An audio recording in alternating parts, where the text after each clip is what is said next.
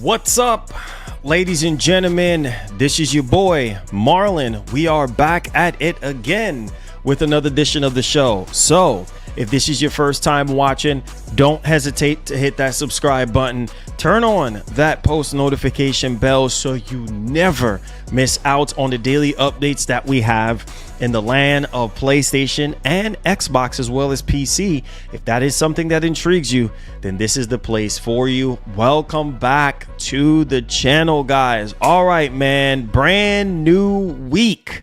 Brand new week, man. We are exactly a month away from the PS5 Pro coming out. There's a lot of games this week to go over and to play. I'm pretty sure a lot of you guys are going to be picking up a lot of these games that are dropping. We have Sparking Zero. Early access starts later today. So a lot of people have been waiting for like 17 years to get their hands on Tenkaichi 4. So there's that one. Also, we have Undisputed. New boxing game. I don't think it's on the level of Fight Night. There's not really a lot of hype around it. But yeah, you have Undisputed as well. And then you also have Metaphor, Refantasio. That is dropping, I believe, this week as well. And then you have Silent Hill, which I think comes out tomorrow. So that's a lot. That's over $200 right there, or even more if you're counting in early access for Sparking Zero. Yeah, that's a lot of money. That's why I said these games are not cheap. So you're talking about with early access for Sparking Zero, and then let's say if you buy all those other games, just regular copies, yeah, you're looking at over $200, maybe $300 if you look at it that way. That's why I say video games is not cheap. So when it comes to what we're looking down the barrel of right now, there's a lot of things on the playing field. So there's that one. And oh my God. So we got some breaking news yesterday when it comes down to Halo. As a longtime fan, of Halo and everything like that, we got some huge news about Unreal Engine 5. Halo is switching to Unreal Engine 5. Now, we heard that they were going to be switching the engines, but we just didn't know when they were going to switch the engine. But Unreal Engine 5, I think that's huge, a step in the right direction. Also, they have some new projects.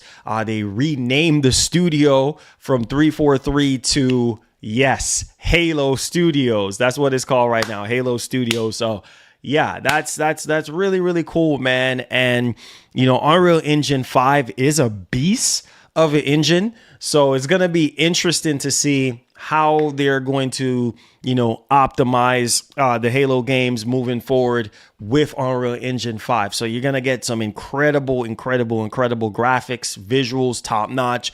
We're going to go over the actual video demonstration today. And I'm telling you guys right now, especially if you have a OLED TV, oh my goodness, you are going to be in for a treat, man. It looks amazing. I was losing it yesterday because I'm like, wow, this looks good, and when you look at games like, what was that game? Hellblade 2.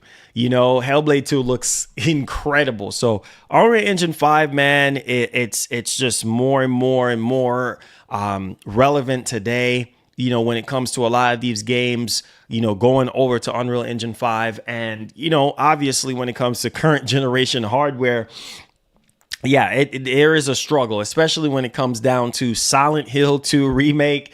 Yeah, that's Unreal Engine 5. And yeah, the frame rate is all over the place when it comes down to, Silent Hill 2 on the base PS5 right now, staying at a smooth 60 FPS, or even in fidelity mode, that is. So we're going to cover all of that. And we're also going to be talking about the PlayStation 5 Pro. We have a couple developers that are impressed, with what the hardware is going to be doing. On top of that, we did cover the stuff with Digital Foundry, how they're impressed when it comes to the actual hardware. They went into some more analysis on a few more games, Last of Us Part 2 being one of them. And it looks good. It looks really, really impressive to kind of see, how the PS5 Pro is, running a lot better than the base PS5 when it comes to some of these first party games. So there's that one there for you guys. Also, I wanted to hit you guys up with some information. So if you're in the market right now for a base PS5, yes, there are some discounts. A lot of Sony's first party games, they're discounted right now on Best Buy. At least that's one of the ones that I've seen so far. Maybe they have it at other retailers.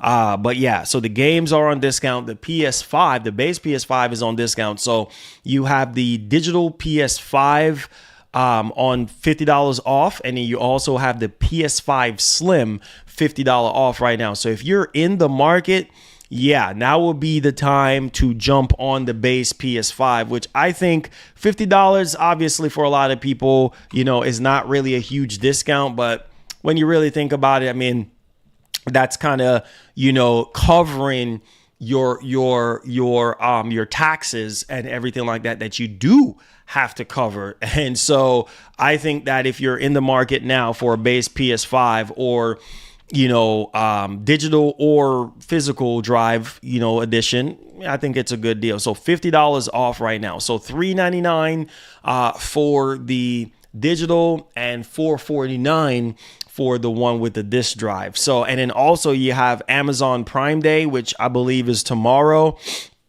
So there's going to be tons of deals going on. I'm pretty sure a lot of consoles are going to be on sale and things of that nature. But just on Best Buy right now, yeah, the deals are happening. So make sure you go ahead and take advantage of that as well. All right. And also we have a blazing rumor right now pertaining to God of War. Yes, God of War Remaster. All right. So I'm guessing all the Greek mythology God of War games are probably going to get some sort of remastering. I believe this is not going to be until next year, at least when God of War hits 20 years for the 20th anniversary. Apparently, Sony is going to be remastering a lot of the God of War games in the Greek mythology. So I think some people are excited about this.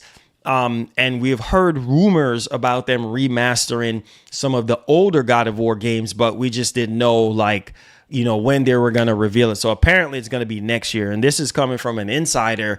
That was correct before on some things regarding Black Myth Wukong. That's Lunatic Ignis. And so, yeah, so we're going to be digging into that here today.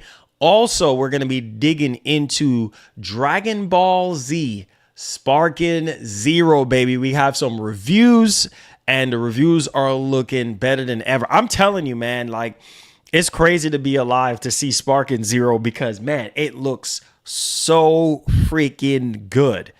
I mean, it's like cinema, bro. Like, I mean, it looks so, I've seen some gameplay of it and I'm just like, oh my God, it just brings back a lot of memories, man. I can't believe it's been 17 freaking years. I'm like old right now, even thinking about it, man. And people have been waiting.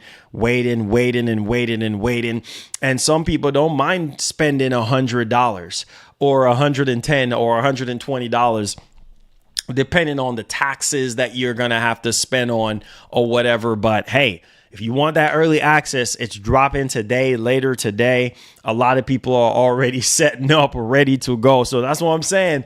Lots of games to play and to enjoy. So everything, you know, should be good, you know, for a lot of people. Everybody should be staying busy and all of that. So that is awesome. So let me know in the comment section, what do you guys are going to be picking up this week? And as we get closer and closer to the end of this month, you know, there's going to be even more games dropping as well. You know, we got Black Ops 6. We have Horizon Zero Dawn Remaster. I mean, there's still other games dropping. So huge month for a lot of gamers. And yeah, I think it's definitely is exciting to say the least. So there you guys go. Let me know what you guys are playing. Hopefully you guys had a great weekend. Let's start off this week with a bang, guys. Please hit that like button for me and share out the stream, man. Cannot do this without you guys. I stress it so many times, and I'm being for real when I say it. Bring up the energy, guys. Hit the like button. Let's see if we can get over 300 likes on today's show. I will really do appreciate it. Okay. So enough with the chit chat. Let's get right off into the show, man. Oh my God. So again, I've said this. I think we did our member stream yesterday, right? And I was telling people in the members lounge, like I was saying, listen, bro,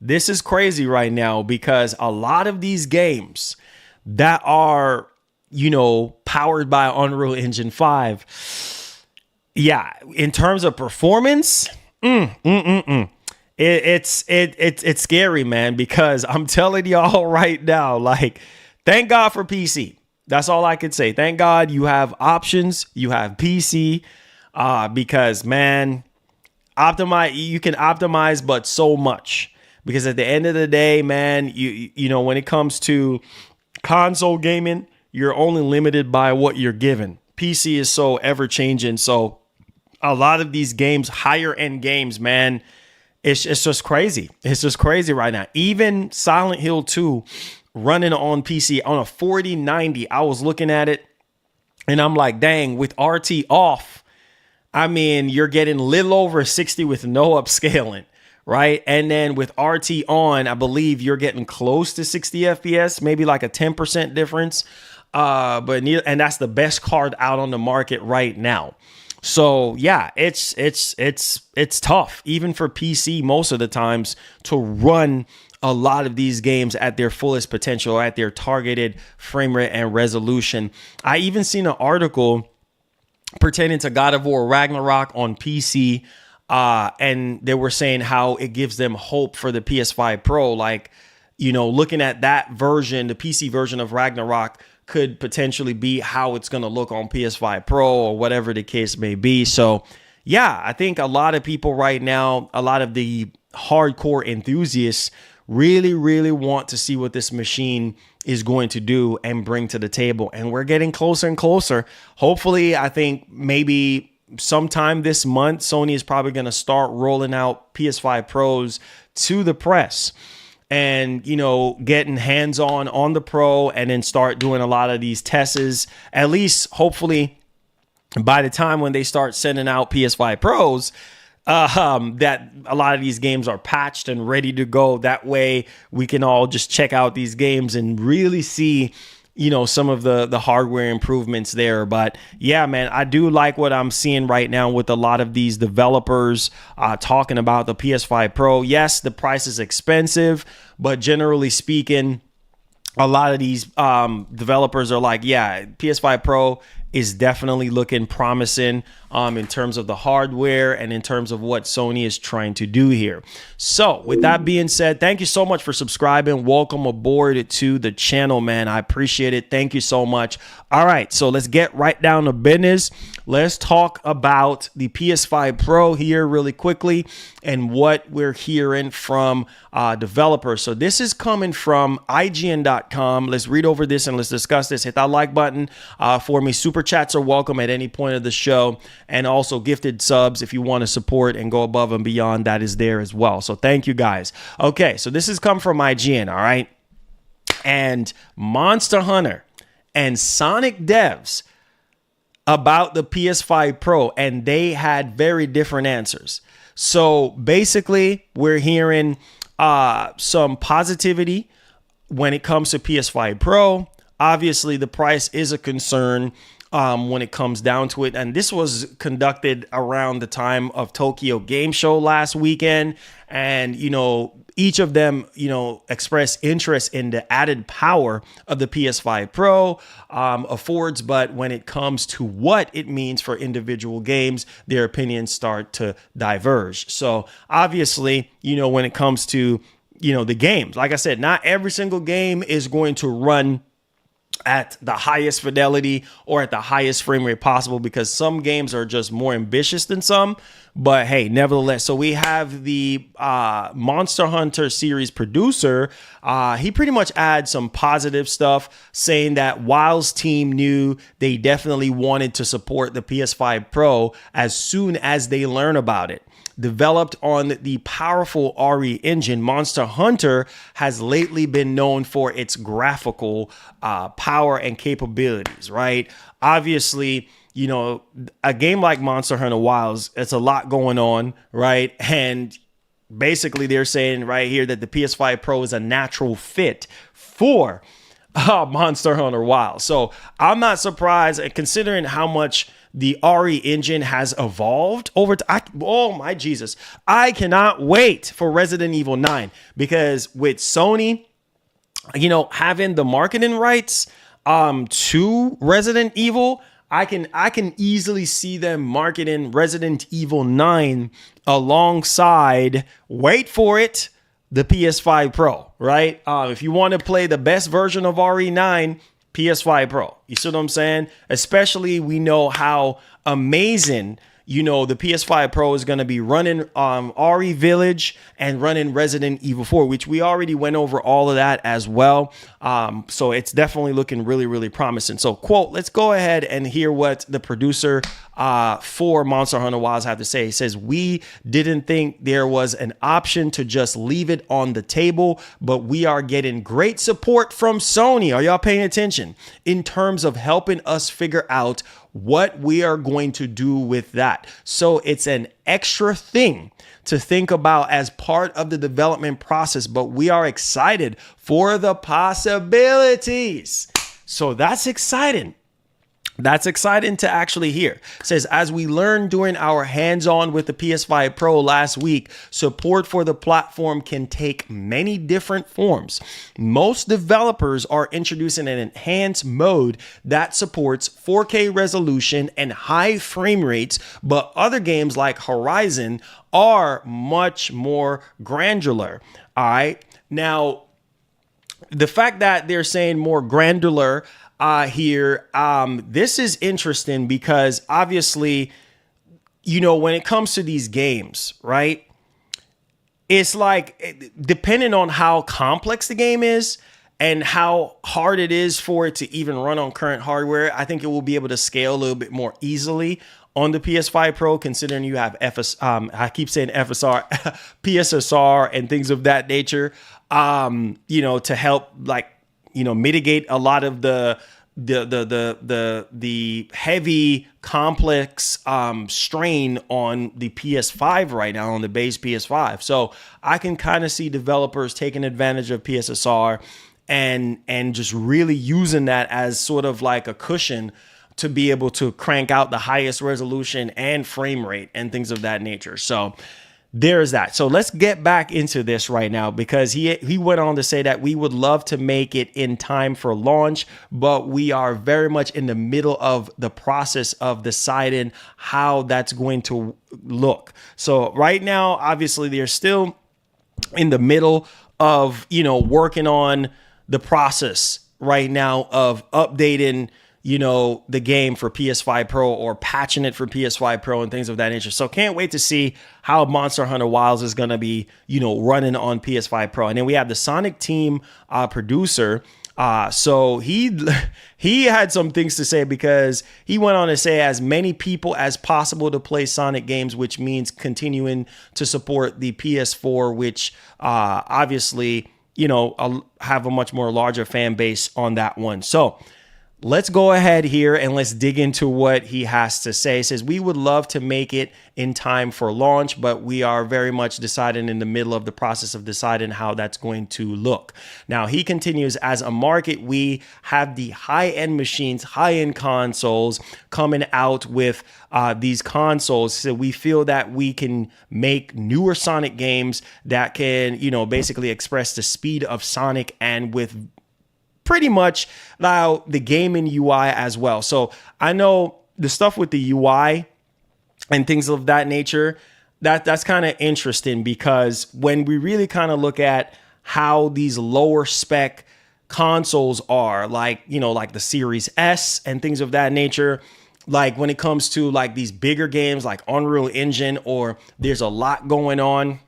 Yeah, it makes you appreciate the more higher end consoles like the Series X and the PS5 Pro. You see what I'm saying? Because those are the higher ends right now. So it's kind of interesting that we're talking about lower spec consoles and things of that nature.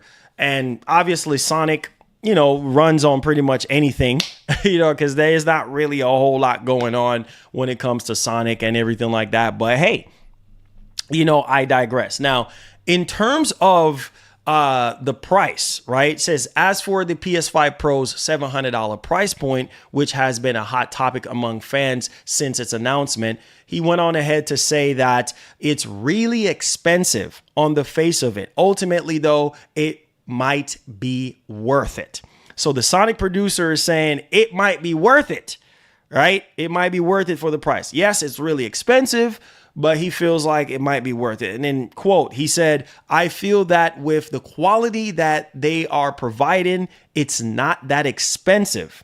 All right. And yeah, it would be really good for the high-end game users, end quote. So that's interesting, because when you think about the PS5 Pro and what the PS5 Pro is offering in terms of capabilities, no other console on the market right now is going to be offering that, especially with the RDNA 4 feature set of the PS5 Pro that is going to take into effect with ray tracing and all those things, because most higher end PC users like to turn on ray tracing and things of that nature. And so, yeah, I mean, it's very much interesting here to get a $700 console that is offering you higher end graphics and capabilities and ray tracing and things of that nature, and with AI at the heart of it. So yeah, so otherwise, I mean, he's basically saying that, hey, listen, the price is not going to be for everybody, but in terms of the quality of what they're offering, it's definitely worth it. You know what I mean? It definitely might be worth it for that high-end user, which we have already said. Otherwise, he said the price isn't something that we feel is appropriate for us to comment on, but in terms of capabilities, we think it's definitely worthy of the Pro name. So we're excited to see what it can do, end quote. So yeah, that's the Sonic producer, and that's Monster Hunter Wilds producer there, just pretty much going over everything in regards to, Sonic Cross Shadow Generation and Monster Hunter Wilds, right?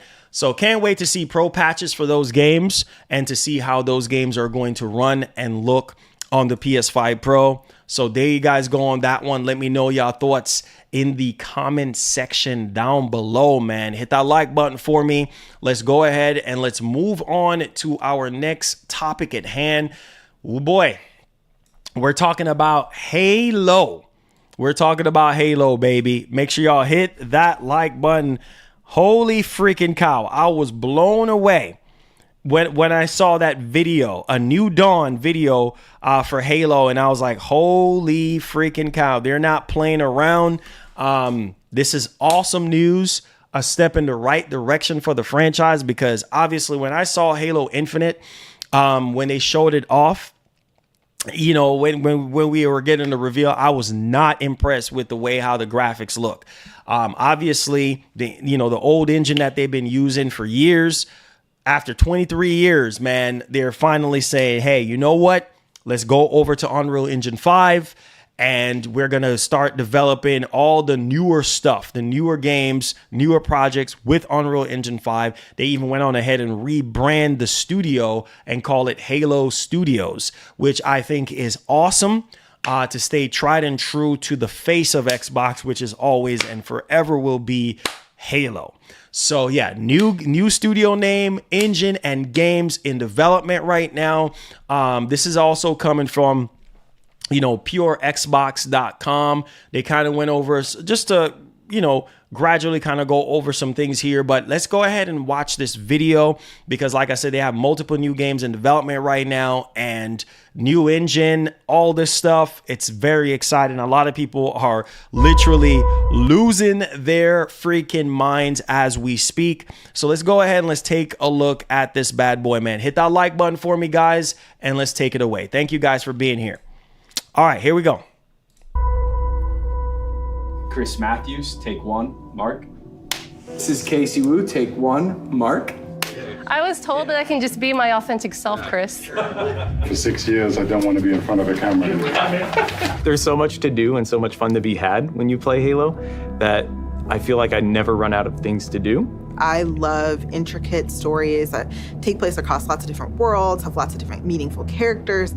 What made Halo successful at the beginning? What is the legacy of Halo, and what's the soul that we want to bring forward, and what's the craft of making Halo games, and how do we set our studio up best to go deliver on that?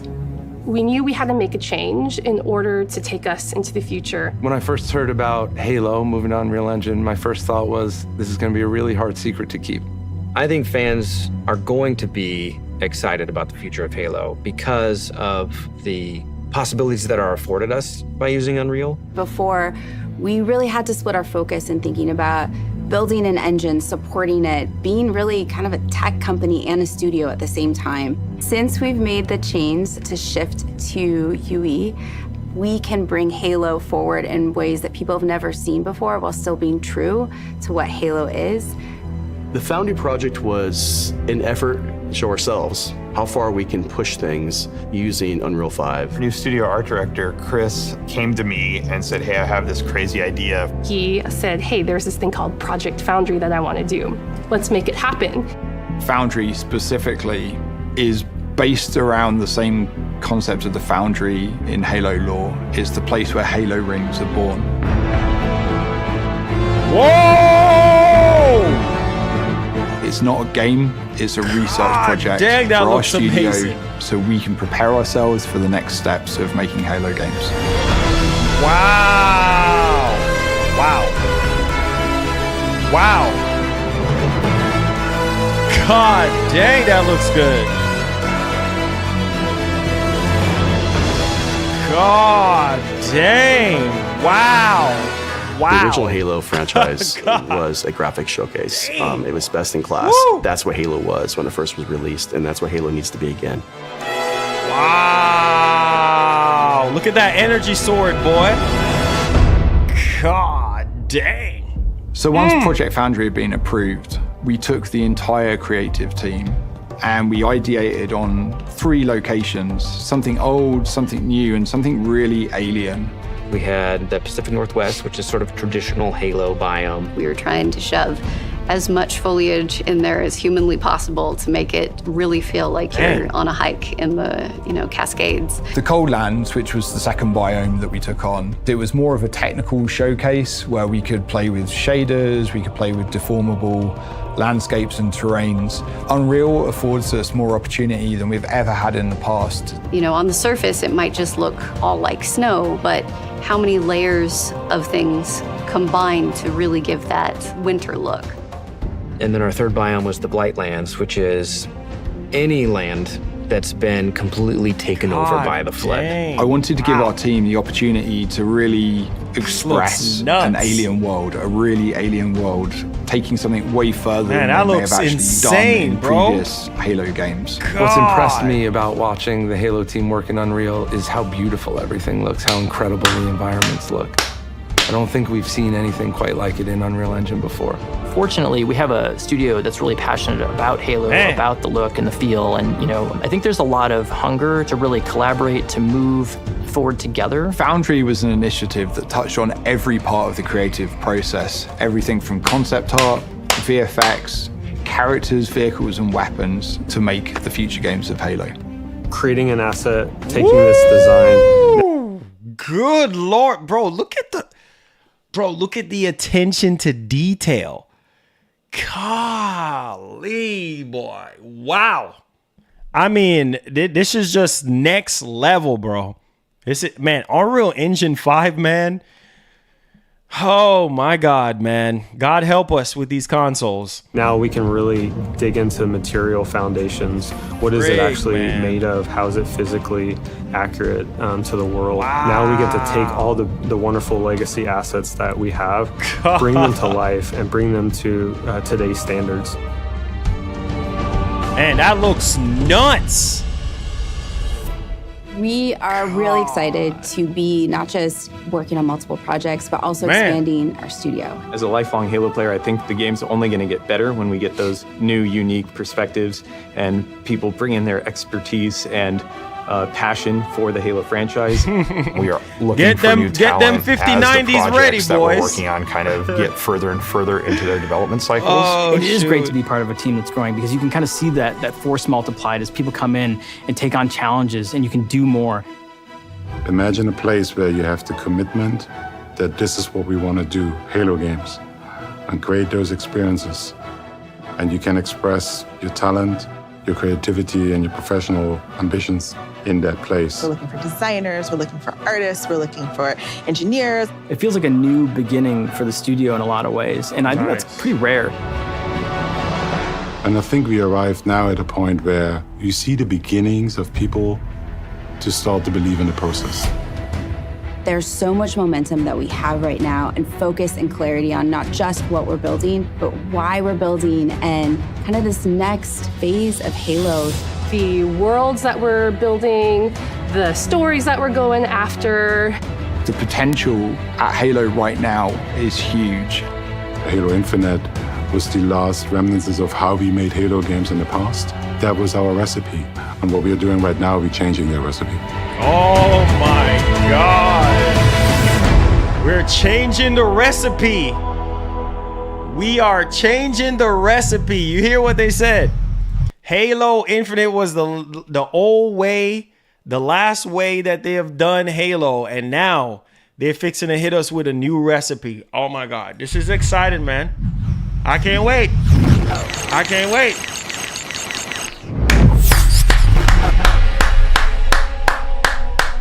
Man, Halo Studios, man, let that sink in, bro. I can't believe I'm alive to see this, bro.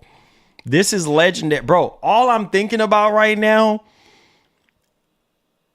launch titles for the next Xbox. Bro, I'm gonna lose it if we get Halo Combat Evolve remade with Unreal Engine 5 as a launch, just to hold us over until the next Halo, the next mainline Halo game for the next Xbox. Oh my God, that would be, bro. Oh man, listen to what I'm telling y'all right now. A Halo Combat Evolve remade, built from the ground up with Unreal Engine 5 would be earth-shattering. It would be nuts for the launch of the next Xbox. What? Man, listen to me, man. Microsoft has the potential right now, bro, to bring the fight to Sony. I'm telling you right, man, Halo, man, has always been a part of my heart, bro. Ever since the original Halo. You know what I mean? All the way until where we are now. Like, this is, besides the Halo War series, like all the mainline Halo games, man, you have no idea. The fact that they are reconstructing the entire studio, right? They have new leads. They just have a whole new focus, a whole new direction. I mean, this looks amazing, right? Obviously, the key thing here is going to be optimization, right? And I can only imagine the Halo games that we're going to experience on the next Xbox. I mean, it's just going to be bar none insane, right? Wow, man. Yeah, I'm happy. I'm happy. As a legacy franchise like Halo, I'm really, truly happy to see this whole new overhaul, like for Halo. Like, this is just a refresh, you know, a reboot to the, not just the actual franchise, but also the studio, you know what I mean? And I cannot wait. I literally cannot wait. Because, bro, we are just, think about it. We're 2 years away. According to the rumors, let that sink in. We are 2 years away. Let it sink in. 2 years away from the next Xbox. And think about some of these launch titles, man. Because Fable is supposed to be next year. Who knows? Maybe it might get delayed to 2026 to be a launch title for the next Xbox.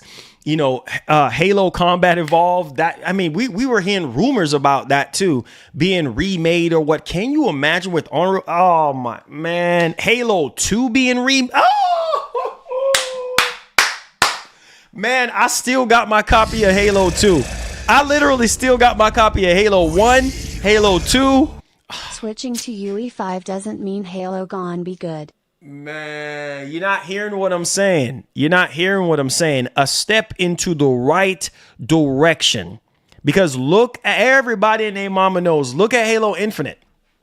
Look at how Halo Infinite looked. Halo Infinite was just not the best looking game, right? Everybody knew that, right? And not only that too, but it definitely was not the best in the franchise. You're not hearing what I'm saying. I said a step into the right direction.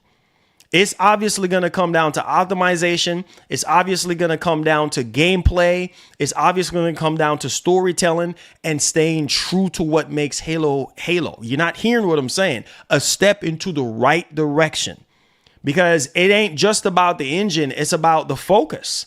It's about the writing. It's about the whole entire production.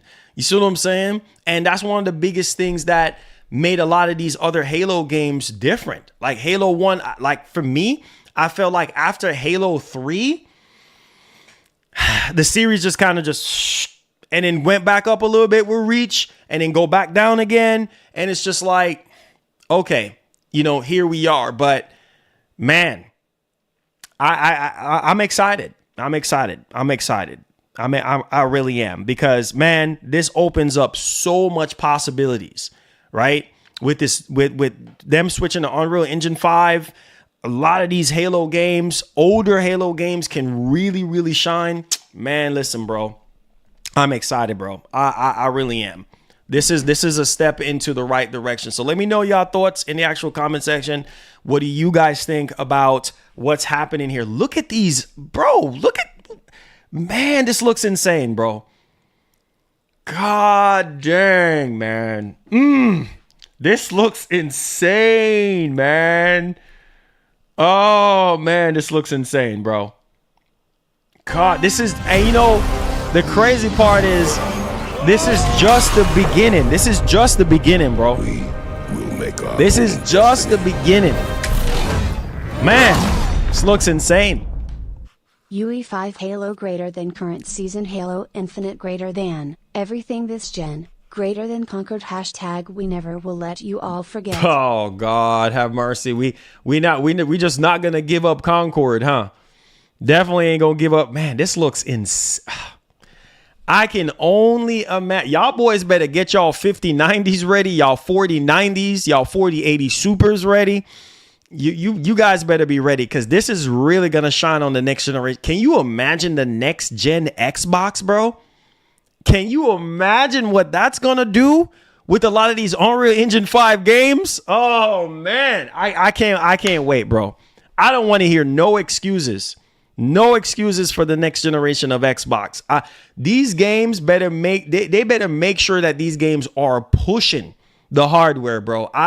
I'm so sick of it, because right now I feel like the Series X can more than run a lot of these Unreal Engine 5 games way better than how they're being portrayed right now. I mean, the attention to detail is literally nuts. I can only imagine. I literally can only imagine right now. My goodness, man. Oh, man. Wow.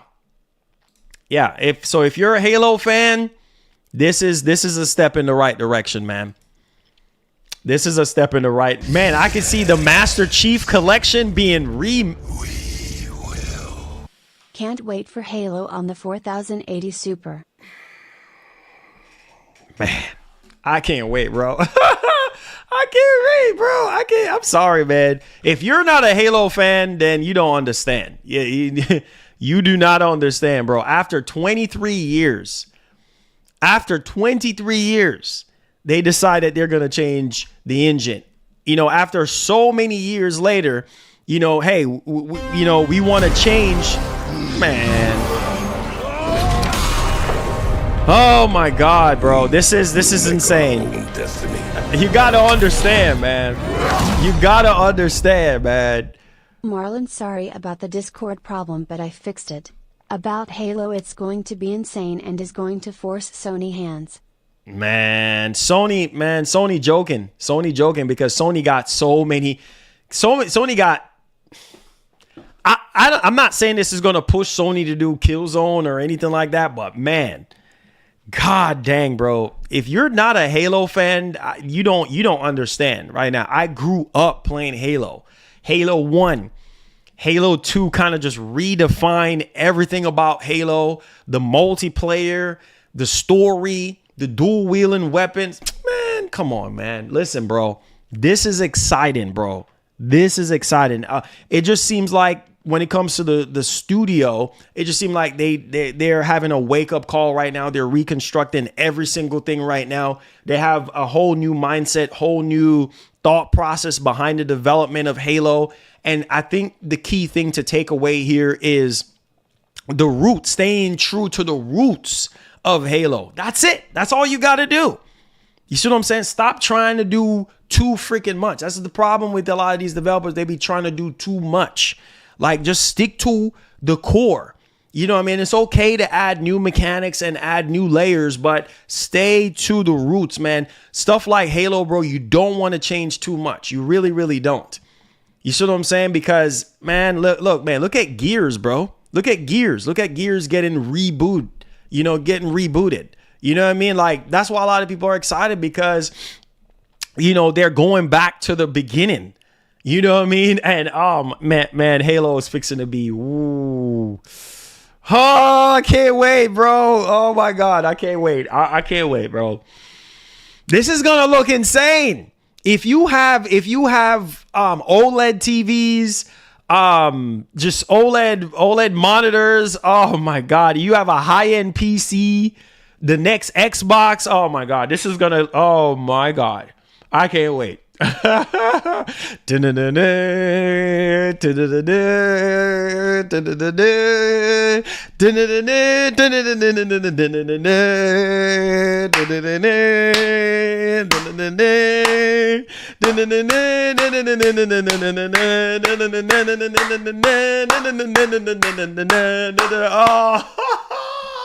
Yo, I remember playing the original Halo on the original Xbox, and my dad would come home and be like, what's these little aliens running around? I think I told y'all the story, and I would throw like a plasma on him and like, wah! Like, he was like, what the heck is that? What are those little aliens running?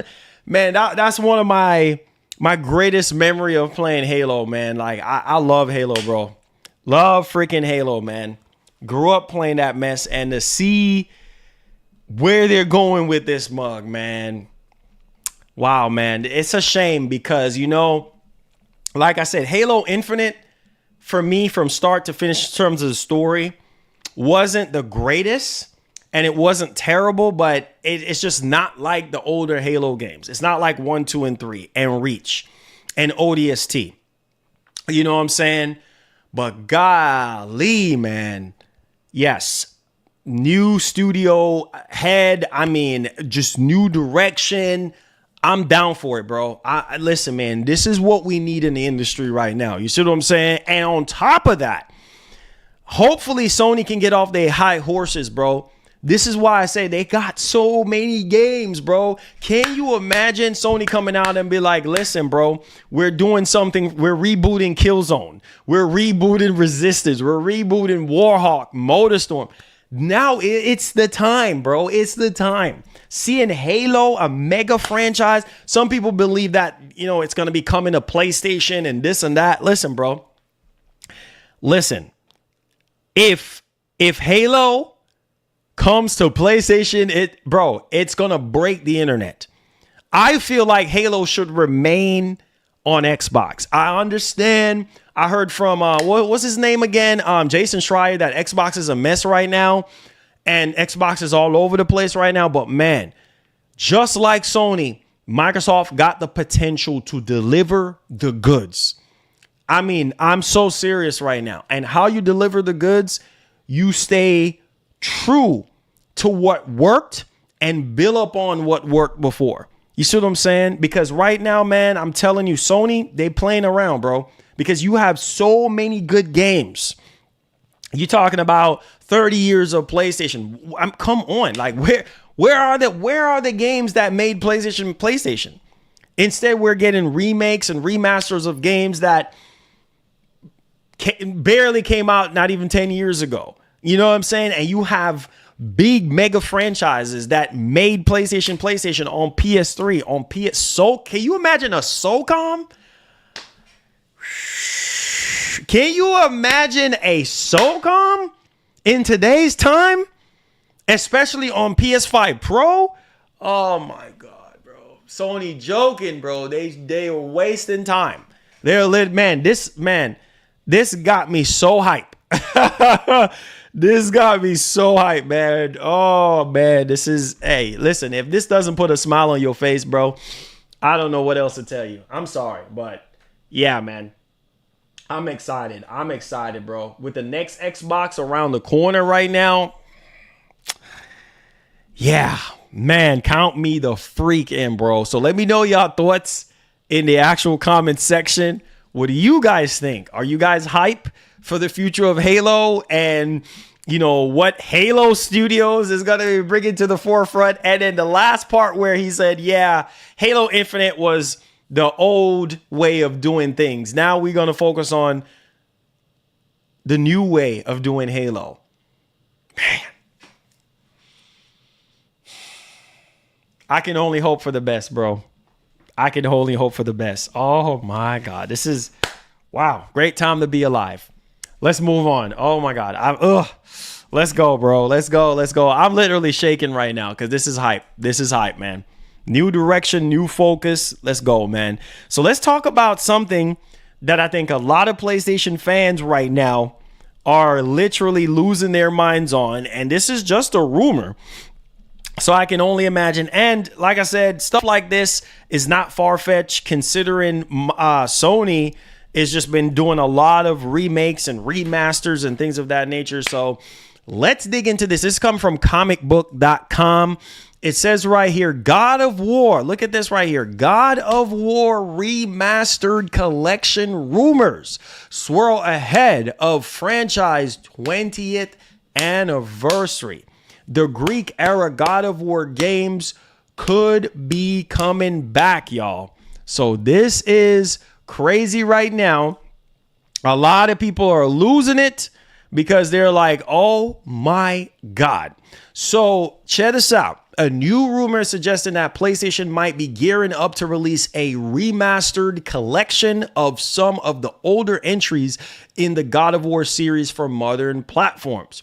Throughout the PS3 era, Sony opted to remaster nearly every game up until the point in the God of War franchise. Titles like God of War 2, God of War Chains of Olympus, God of War Ghosts of Sparta were all remastered as a part of different bundles and were brought to PS3 in a generation that followed through. Only a remaster of God of War 3 ended up coming to PS4. Now it sounds as though that PlayStation could be dipping into this back catalog again, coming in the coming years. So obviously I'm hearing maybe 2025 at this point.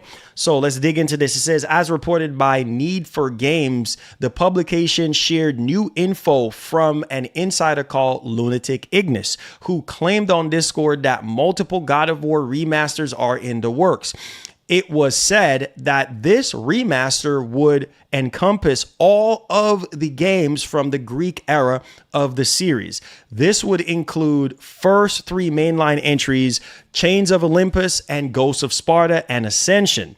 The project is said to be in the works primarily at developer Nixie's and will be announced in March 2025, which is when the series will turn 20 years old. Further details on the collection eventually launch were not shared. So there's that one, guys. I mean, 20 years is coming up in March 2025. So a lot of anniversary stuff going on. I think when is the wait, hold on. I'm pretty sure I think Killzone is next for an anniversary. Or a roundabout. So I really hope that if this is true, because Lunatic Ignis was right about Black Myth Wukong DLC. He was right about the state of play, the last state of play that we had. He has gotten some things right in the past. So it's going to be interesting to see, you know, all these God of War. Can you imagine, man, all these God of War games in the Greek era getting remastered? Man, A lot of people have not played a lot of these older God of War games, especially Ghost of Sparta. Man, running on current generation hardware, PS5 and PS5 Pro, that would be nuts. Especially God of War 3. God of War 3 is freaking nuts. And to be honest with you, man, it's like God of War 3 is probably the best God of War game ever made. I'm just going to keep it a buck. I mean, it's kind of hard for me to say that, and I'm feeling unfair saying that because God of War 1 and 2 is goated. But God of War 3, bro, took everything about 1 and 2 and just literally just go nuts with it. Like, I mean, it's just, God of War 3 is just like when Kratos was peak. You know what I'm saying? Like when Kratos was just nasty, bro. Like just crazy. Like just, you guys already know what I'm trying to say. Like, man, if this is true, this will be awesome because a lot of people missed out on the older God of War games, especially, 1 and 2, Ghost of Sparta, Ascension, all the God of War games. So older ones, that is. So let me know y'all thoughts in the comment section. What do you guys think? Are you guys hype? Let me know. All right, let's move on, man. Oh, wait a minute. Hold on now. Yeah. Are you boys ready? Oh man. I don't think y'all boys are ready, bro. I don't think you guys are ready. I don't think so. Let's talk about Sparking Zero, bro. Sparking Zero, man, you guys don't know, as somebody that grew up playing Dragon Ball Z, all the Dragon Ball Z games, watching Dragon Ball Z, rushing home from school just to watch Dragon Ball Z on the next episode of Dragon Ball Z.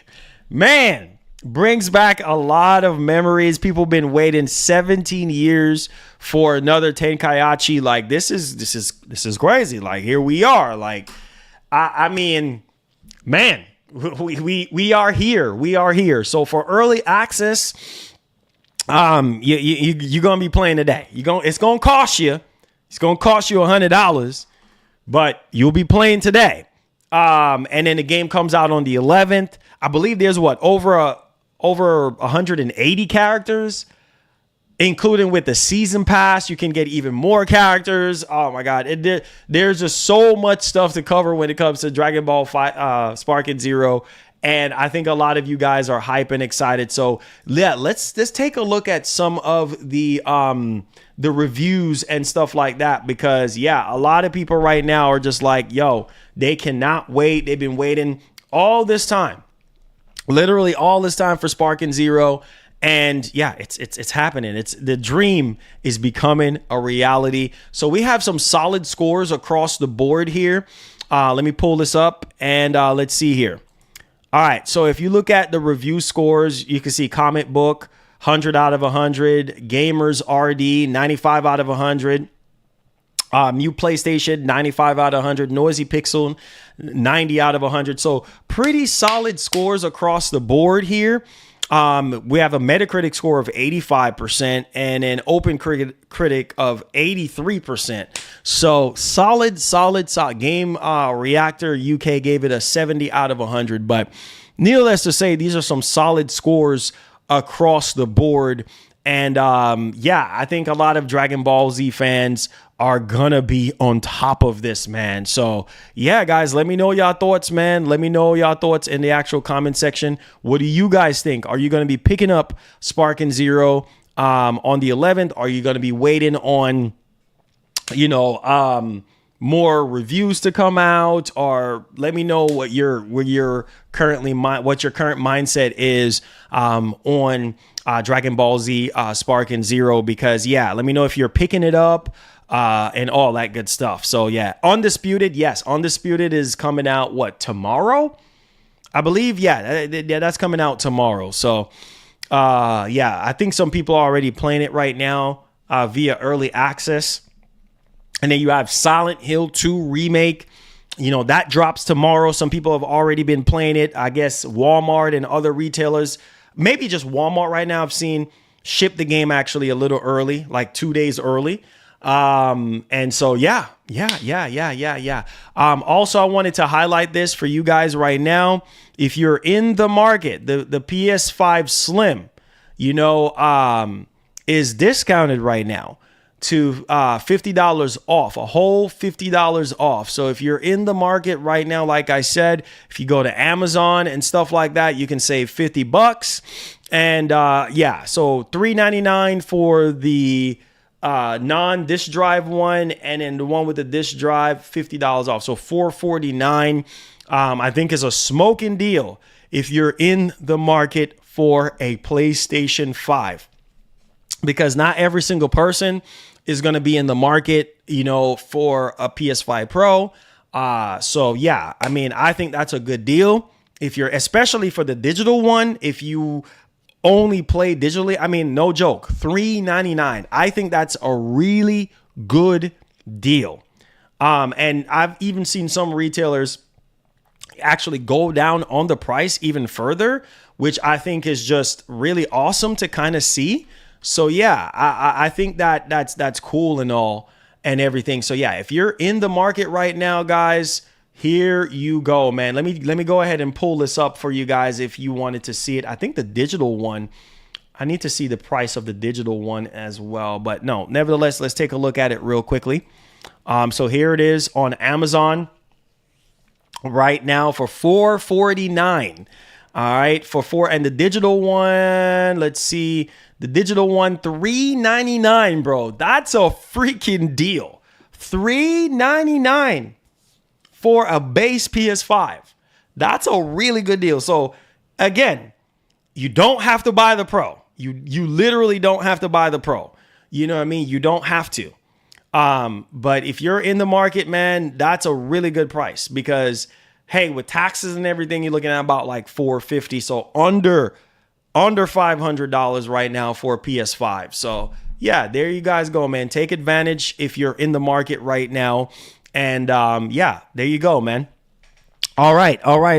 Yeah, and then the new Xboxes, like the Xbox, I believe the Xbox Slim, and things of that nature. Like you have the Xbox Slim. What am I talking about? Xbox Slim. The white Series X is dropping this month. And then you also have the Galaxy Series X that's dropping this month as well. That's coming out. So, let me know. I mean, there's something for everybody out there. I know some people are just like, yeah, I'm probably not going to get, I'm probably just going to get the white one. Some people are kind of still deciding, but yeah, I think that's $449 right now for the robot white Series X, if I'm not mistaken. So that's also a good deal if you are just going to solely play Game Pass. So you can look into that. I don't know why it's not coming up. I wanted to show you guys that, but you guys pretty much know what's going on with that white Series X. Let me see if I can pull it up here. Let me see. No, don't know why it's not coming up. Sometimes Amazon is kind of weird, but you guys already know the deal on that. So yeah, tons of stuff to pick up in terms of games and things of that nature. Let me also check something else as well real quickly while we're here. Let me see. All right. So yeah, let's get to the Q&A portion of the show. So if you guys have any questions, any concerns, or anything like that, feel free to fire away, man. But holy freaking cow, bro. Halo. That's all I got in my head right now. Oh, here it is. I found it. I found it. So yeah, this is also a pretty good deal as well. So here we go. Here we have the white Series X, 1 terabyte. But yeah, that 1 terabyte is gonna go really, really fast. That's $448. And then you have the PS5 digital, which is $50 cheaper than this. But hey, you got plenty of options. You got the PS5. If you're in the market for a console right now, you have the PS5 Slim digital for $399. You have the disc drive PS5 Slim for $449, and you also have the Series X digital edition for $450. So yeah, there you go. If you're on a budget right now, this is for you guys, man. This is for you guys. All right. So there you go. All right. let's get into it. Justina, how you doing? Welcome to the stream. I appreciate that. Yeah. Yo, Halo. Oh my God, freaking Halo, man. Man, I'm excited about, man. That just lit up my day, bro. Seeing Halo in a new direction, brand new engine, you know what I mean, to the series, man. After 23 years, bro. After 23 years, they're like, yeah, we gonna change the engine now, and you know we got so many new projects, and I can't wait. Man. I can't, man. The new Xbox, bro, can really shine with the next Halo, the next mainline Halo game, and maybe some remakes, you know, build from the ground up to take advantage of Unreal Engine 5. Oh, man, I can already see it, bro. You know, the next Xbox, what is the specs around the next Xbox, bro? Microsoft better make sure that they utilize the next Xbox hardware, because I don't want to hear no doggone excuses. I don't want to hear no doggone excuses, bro. I don't want to hear no doggone utilize, bro. 2026. I'm not joking right now. 2026 is when the rumor is saying here, bro. Like, bro, Zen 5. So, oh, we got the specs here from Xbox Era, bro. So we got the console itself is supposed to be pushing a 8-core Zen 5 CPU at 5+ gigahertz. 5+ gigahertz. 32 gigabyte of GDDR7. Whoa. Bro, 32 gigs. Well, when I saw that 32 gigs GDR7, I'm thinking about the 5090. The 5090, bro, the 5090 has 32 gigs of VRAM. Bro, Microsoft, if these specs are true, you should have the best experience possible. You should not let Sony outdo you with the PS5 Pro. I'm so serious. Now the ball is in their court, because as it sits right now, the Xbox console is not selling as much as it should be. The next Xbox now is your chance to shine with some solid launch titles, because at the launch of the Series X and S, they didn't have no friggin' games at launch. This is your time to shine. Have some bangers coming out. You know, the next Elder Scrolls, Blade. Oh my God, have mercy. I know we're going to have a lot of cross-generation games. You see what I'm saying? But at the same time, bro, Gears E-Day, what? Man, the next Forza Horizon 6? What? Man, listen, bro, stop playing games, Microsoft. Stop playing games. Bro, what? 32 gigs of GDDR7, friggin' 256-bit bus? Bro, listen, stop playing. Stop playing, bro. 300 watt TDP, 2 terabyte SS, 90 plus teraflops. Oh my God, bro, 64 megabyte of infinite cache plus 132 CUs.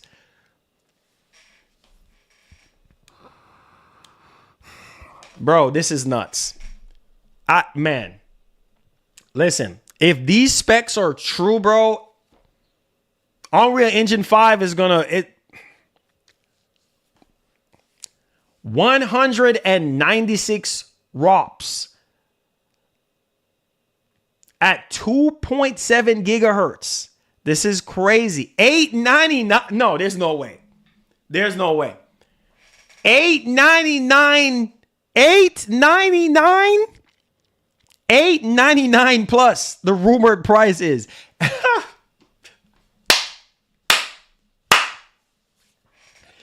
$899. Bro, there's no way. There's no way. Hey, I mean, people are crying about $700 right now. No. No. $899? $899? Series 10 and Xbox One. I don't trust Xbox anymore. Man, look, bro. Listen, man. Listen. You know, like I said, when it comes to Microsoft, man, like I said, they have given me hope at the last showcase that they have given us. The last Xbox showcase that we had gives me freaking hope. I'm hype. I'm excited because what was that game called again? South of Midnight, Perfect Dark, Gears E-Day, the next Doom. Come on, guys. Fable. What? State of Decay 3, Blade. You know what I'm saying? The next Elder Scrolls. I'm not giving up on Xbox, bro. I'm not giving up. I'm not giving up on Xbox. Because you know what? Next year is their time to shine. Next year is their time to shine. And I know some of y'all are probably like, man, listen, none of this stuff, even the hybrid system that they're supposed to be coming out with, it's crazy on paper. It's crazy. Obviously, it's a strip down from the console, but it's still crazy when you really think about it. But at the end of the day, specs don't mean nothing unless they utilize. And it's a shame that they ditched the 1X, because the 1X was not fully utilized to its fullest potential. That was a true 4K system. Moving over to the Series X being even more powerful than the 1X and still not even being fully utilized. And then now we're going to a third generation now of consoles, right, for Xbox in terms of the 1X, the Series X, and now the next Xbox. And it's like, bro, like, are you going to really fully utilize the hardware? Because you have these games that are moving to Unreal Engine 5. And I even showed y'all the demo. I showed y'all boys the demo of Unreal Engine 5.5 running on a base PS5. You see what I'm saying? And it looks insane with the new Metalight technology. It looks incredible. So a lot of these games are going to get even more demanding. And this is why I say we need all the hardware that we can get. And not only that, we also need these developers to tap in, bro. Tap in and utilize the hardware. Because the price of the next Xbox ain't fixing to be cheap. It's going to be expensive. Because we have already seen right now the 2 terabyte Series X is going for $600. That's off the rip. The 2 terabyte Series X is already $600. So fast forward into a more powerful hardware with 2 terabyte of storage. Yeah, it's not fixing to be cheap. And some people are going to happily pay $799 or at least I can say $699. I can see the next generation of Xbox console being $699. You know what I mean? Starting at $699. And at the same time, well, a lot of people are saying, well, Marlon, that's too much money. Well, that's fine. It's not for you. Or it could be more than $699. You know what I'm saying? It could be $799. Who knows? With the way how the economy is right now, inflation, you know, these things cost a lot of freaking money to research and to develop. We heard rumors about Sony going around with a prototype of the PlayStation 6 or whatever the case may be, and talking to developers ahead of time, you know, showing them, you know, the PlayStation 6 and going over the hardware with them and what it could potentially offer for developers. I mean, apparently these things are happening behind the scenes right now. So these companies are prepped and ready to go. So, man, I'm telling y'all, it's going to be a battle, bro. It's going to be a battle, because really what it comes down to is the games. How are these games are going to look and run? Because this generation for a lot of people is a joke. I'm just going to keep it a buck with you guys. This generation is a joke for a lot of people, because what people signed up for this generation was 4K 60. And for the machines to be fully utilized. Right now, we're seeing a lot of these third-party games struggling literally struggling to run on current hardware. See what I'm saying? And it's just, if it's not a CPU bottleneck situation, then it's not enough VRAM, all sorts of nonsense. And it makes you wonder, like, why even come out with these hardwares if they're not capable of running the games, right? Because a typical generation is what, between 5 to 6 to 7 years for an entire generation. Bro, we're fixing to get into GTA 6. Like, I'm just now thinking about this. If the next generation Xbox is coming, oh my God. Woo! Man, Microsoft is smart. Go get it ahead of Sony. Get it ahead of Sony. I know. But, bro, listen. Will not buy economy is bad, buy game or pay bills. Bro, listen. Thank you, Daily Champ, for the $2. Listen, Microsoft is smart. Think about what I'm telling y'all right now. Think about this. Microsoft had a head start over Sony when it comes to the PlayStation 3, right? Okay, they had a year head start. Now, Microsoft is fixing to have potentially what? A 2-year head start over Sony with the PlayStation 6? Listen to me. Yes, Microsoft made the right call by not coming out with a Series X Pro or a Pro console. Because hear me loudly and clearly right now. GTA 6 is probably not going to be on PC for at least a year and a half, maybe 2 years. Think about what I'm saying right now. GTA 6 comes out late 2025, right? And probably won't hit PC until 2027, right? So the most powerful hardware that we could potentially have will be the next Xbox. Can you imagine how GTA, that's going to sell? Man, that's going to look insane. GTA 6 is going to look ridiculous on the next Xbox. And that's going to be a huge advantage right there. Because while the Pro is going to be amazing and everything, but it's just not going to have the horsepower of the next generation Xbox. It's just not going to have it. But it will have the upscaling technique, the PSSR, which is going to evolve and get better and get you better image quality and things of that nature and better performance. But man, this could be good, man. This could be shaping up to be one heck of a ride, bro, because 2025 is around the corner, guys. And I'm hyped. I'm hyped for 2025. I'm hyped for these bigger games. There's a lot of games that are going to be coming out by now and next year. And you guys better be ready. We got new freaking GPUs dropping next year. Man, this is crazy right now. We got tons of games dropping. We got the PS5 Pro dropping in a month's time. Like, there's a lot. And in a year, and so basically, if the next Xbox is coming out 2026, we should start learning more about it by, say, the end of next year.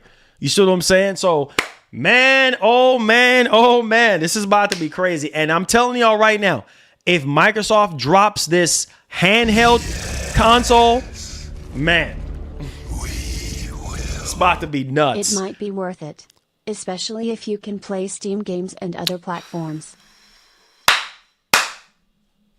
Yeah, I heard about that rumor where they're gonna try to take Windows, and kind of do a custom Windows UI on there to where you can play like Steam games and all these other things and still have the functionality of Windows, but more of on a custom level. And then also still infuse it with Xbox in some type of way with their UI. That will be nuts, where you can actually switch between the two. Oh, man. Ooh-wee, boy, I'm telling you. It's exciting, bro. I'm excited about what Microsoft is going to do with the next Xbox. Because if they can tap in, bro, all these, man, I don't want to hear no excuses. Tap into the friggin' hardware and show, bro, can you imagine Gears E-Day running on the next Xbox as a launch title? The next Xbox should be able to do 4K at 120 hertz. No problem. I don't want to hear no excuses. It should be able to do 4K 120. No, just at the core, it should be able to do 4K 120. Easy, easy, easy, easy, easy. Am I saying every single game is going to do 4K 120 on the next Xbox? No. But the first party games should really shine at 4K 120. Should really shine. You see what I'm saying? Because right now, we can't even, we not even getting 4K 60 on a lot of these games. And from the specs that I'm seeing right now, these rumored specs, and if Microsoft tap in, and the biggest problem that we have right now with Microsoft is them not able to work with a lot of these third-party developers because games are skipping Xbox right now. You see what I'm saying? And Black Myth Wukong, we still don't even know what the heck is going on with that. There's like a couple of other smaller games that skip Xbox entirely right now because of the rule that they put in with the what do you call it again? The Series S, you know, with the feature sets and you have to develop with Series S in mind and all this nonsense. Listen to me, man. My God. Now is their chance to really shine. If they have, if developers can only focus on one freaking console moving forward, just one, all they got to worry about is the next Xbox console. They don't have to worry about a lower powered variant. Man, that's gonna really make that console really shine because developers are be like, okay, well, now we can push forward. And if Microsoft makes their SDK a little bit, easier and stuff like that, then possibilities are endless, right? And then obviously what Sony is going to be bringing to the table with the PlayStation 6, that's fixing to even be more crazier. I'm telling y'all, man, the next Halo game is really going to shine. I'm telling you right now. I feel like the next Halo game, bro, it's going to really shine. Because I feel like with all the backlash and everything from Halo Infinite and with all the shortcomings, now is your time. Now is your time to tap in, bro. Now is your time. You said native 4K 120 is crazy. I know. Native 4K 120 is crazy, lol. I know it's crazy, but hear me though, and hear me loudly and clearly, dog. These consoles are marketed as 4K 60. Right? I mean, look at PS5 Pro. They're marketing this console as what? 4K 120? Some of these games are going to run potentially at 4K 120. They're talking about an experimental mode of 8K and all this and that. If PS5 Pro is already doing those things, right? Not every single thing is going to run natively, obviously, but man, I can only imagine. Because remember what Microsoft said, like Cerebon, I know these execs be lying.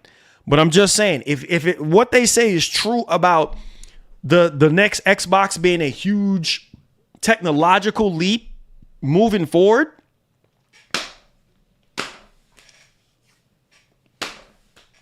I'm just saying. And I would really hope if the next Xbox is a huge technological leap moving forward, that means RDNA 4.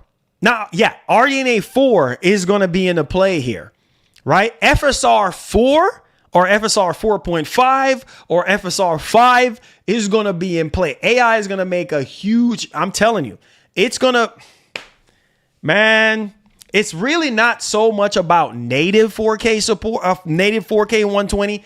It's about these AI upscaling technology that's going to make that dream become a reality. Think about it.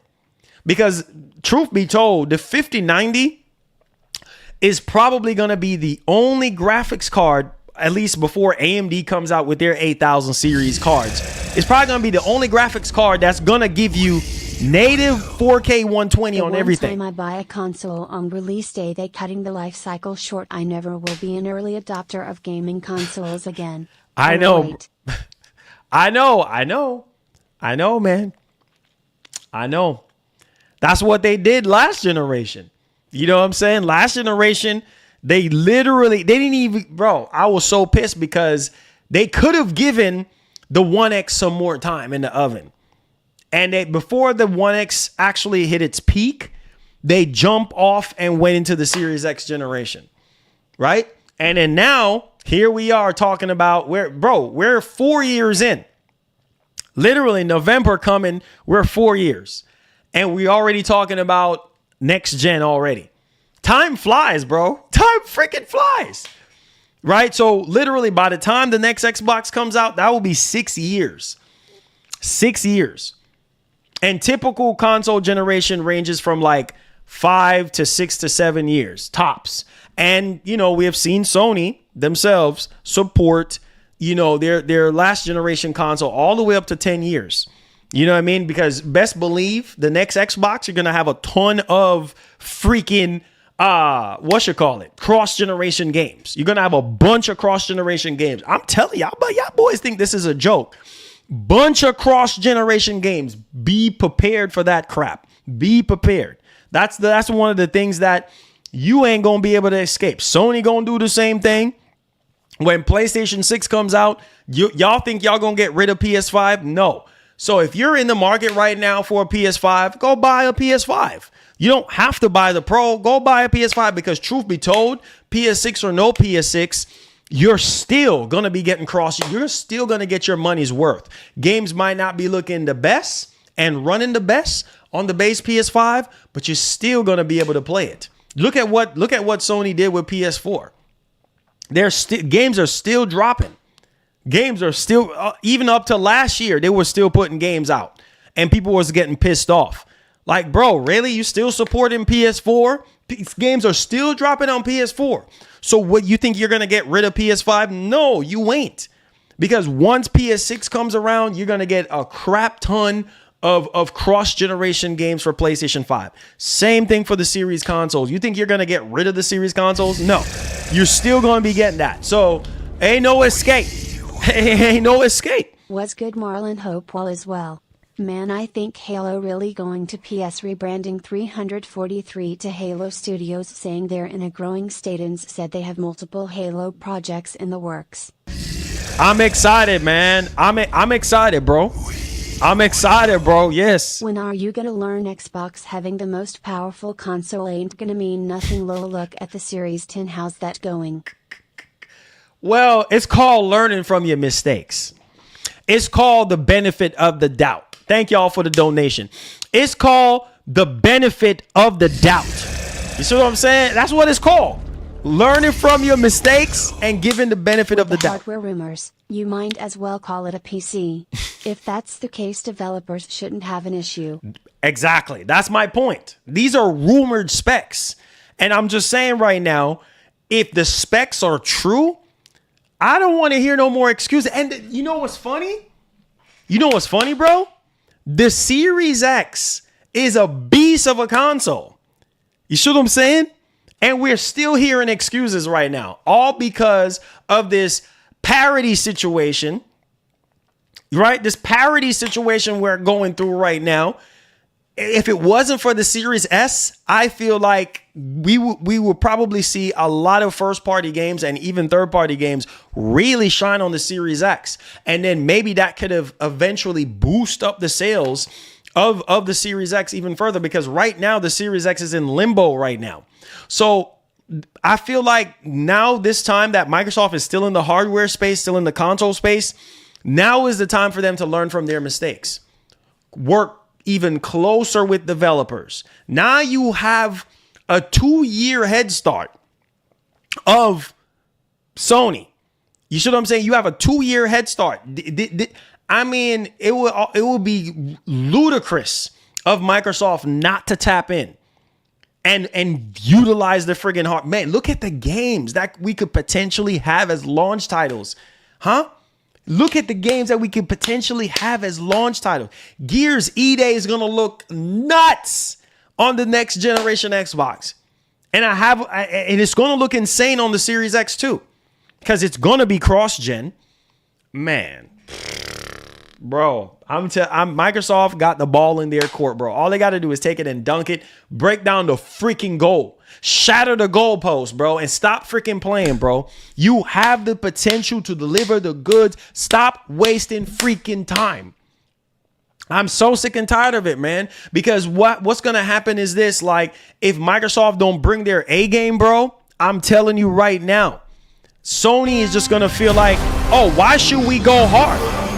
Why should we go hard? Like, what's the need for us to go hard? Make our own destiny. Come on, man. Come on, somebody. Come on. Thank you so much, gifted subs, for the one gifted sub. I appreciate it, man. Thank you so much. Gears and Halo is on Marlon. Count me in. Man, Gears and Halo. Listen, man. Listen to me, man. Don't get me started right now. Shaz, thank you so much for the super chat. Listen to me, bro. Gears and Halo is the heart and soul, is the beating heart of Xbox. And if Microsoft knows what's good for them, keep that. Keep that on Xbox. Do not bring it to PlayStation. I am so serious right now. Certain games, certain franchises needs to remain. I understand you need to make up for lost cause from, the Activision Blizzard King deal. Halo needs to shine on Xbox.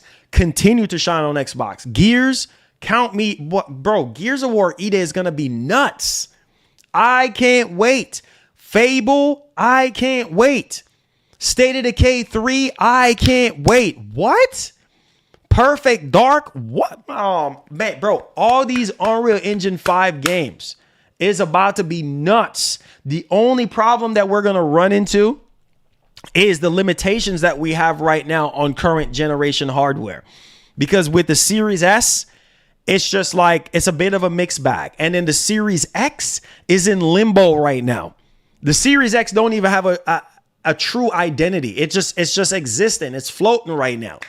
Right? Most people don't even know that it exists because it's just like, okay, Microsoft is not pushing the Series X. They're pushing the S. And I really hope next generation that they can get back to what they do best, bro, because Microsoft used to be all about power and actually backing it up. And it's crazy now. Ever since the Xbox One generation, it's just like, okay, what are we doing here, bro? You have all the power and capabilities. Developers have all the power and capabilities, but all these friggin' restrictions in the matrix that's stopping developers from truly tapping into what's capable. I'm telling y'all going to see some mind-blowing games, bro. 2025 is the year of reckoning, bro. I'm telling y'all, it's time for these developers to really show us. This is one of the things that I do love about with what Mark Cerny is doing. And going to these developers and presenting the consoles to them or whatever, or presenting specs to them and be like, hey, is this enough for you guys? Do y'all need more? Because, bro, I'm telling you, 32 gigs of RAM should be minimum going into next generation. We shouldn't get anything less than 32 gigs of RAM. Y'all think this is a joke. 32 gigs of RAM or nothing. Because you're going to need as much RAM as you possibly can, considering that consoles only have one RAM, and it's for the VRAM. It's for the video RAM. That's it. You don't have, just like with PC, how you have two separate type of RAMs where you have your VRAM and then you have your system RAM.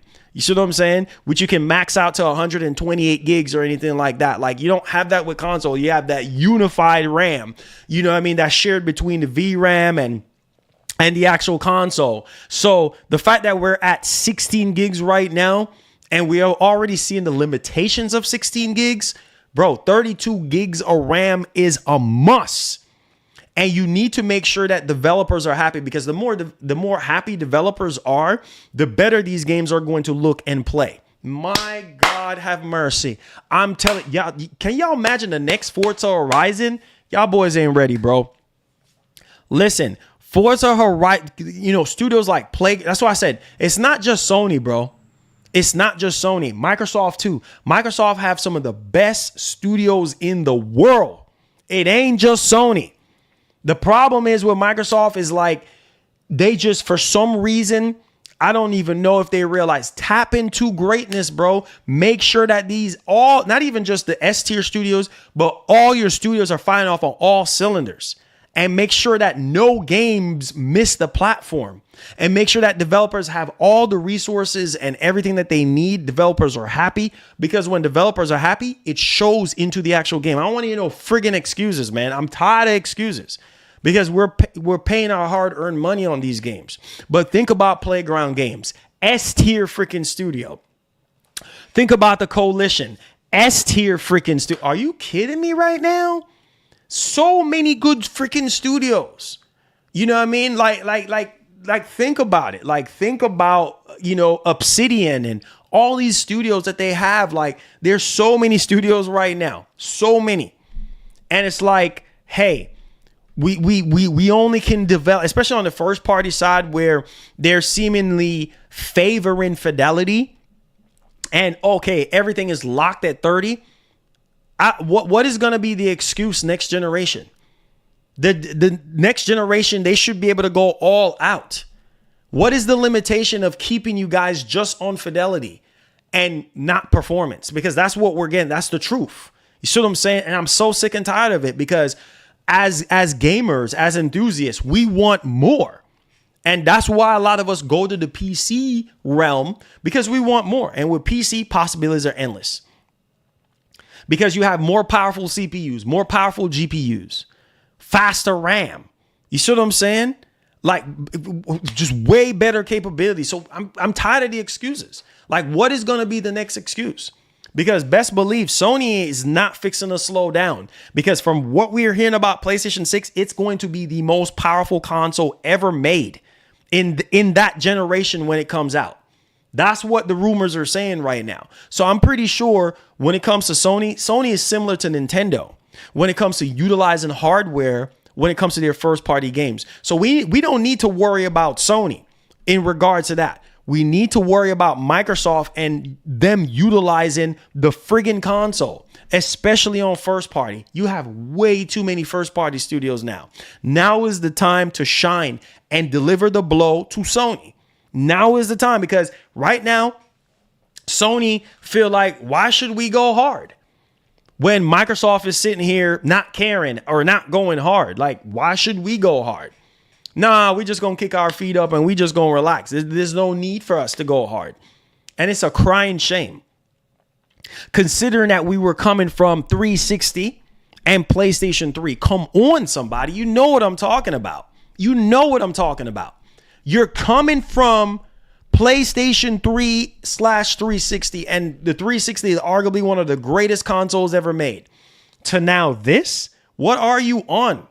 What are you drinking right now? Like, seriously, what's going on with your brain? You see what I'm saying? So now is the time, bro, because games like GTA 6 is going to be a beast to run. And you're going to need all the hardware improvements that you're going to need to be able to max. And that's what a lot of people want. They want to see games like GTA 6 really shine on consoles, right? And at right now, the PS5 Pro is the only console on the higher end of the spectrum right now. It's the higher end console right now, next to the Series X. So it's going to be interesting, man. Because now we're moving into 2025. Everything got pushed back. The bigger stuff, right? Even on the first party side, 2025, 2026. Come on, guys. Now is time. It's time.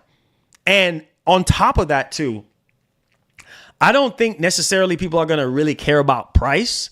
Because right now, the only reason why people are kind of on the fence with the PS5 Pro is because the console ain't even out yet. They haven't really seen a lot of the games put in motion, or get to see like more hands-on, or get to see their favorite YouTubers have hands-on with the machine to be able to see the differences, right? So a lot of people are not sold on that. Some people are just like, nah, I'm gonna skip the PS5 Pro and I'm gonna wait on the next generation Xbox. That's kind of like the talk right now. And Microsoft, they know this. They're like, why should we even come out with a mid-generation refresh? That's a waste of our time when we are potentially coming out in 2026 with something that's going to leave PS5 Pro in the dust in terms of power and capabilities. I'm just saying. So Microsoft, they got an advantage here. and they need to utilize it to their fullest potential, because when Sony comes out with the PlayStation 6, man, oh man, oh man, it's going to be interesting to see what the narrative is going to be. So let me know y'all thoughts, guys. This is crazy, man. The next Halo, the new direction for Halo right now opens up my eyes, guys. This is opening up my eyes to endless possibilities right now on the direction that Microsoft is going with their studios, the direction of Halo Studios right now, the direction of switching from the proprietary engine that they've been using for years to Unreal Engine 5. Y'all better stop playing.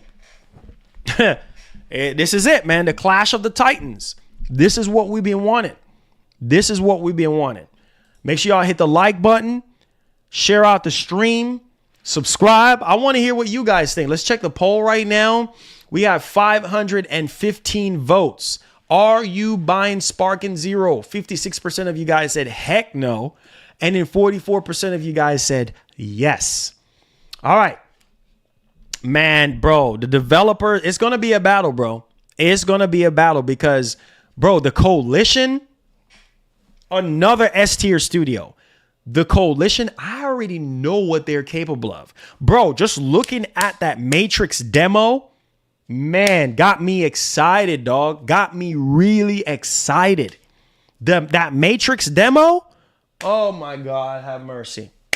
Man, I can only imagine what the Coalition is going to do, bro. I can only imagine. Playground Games, Obsidian, all these freaking studios, man. You know, what's their name?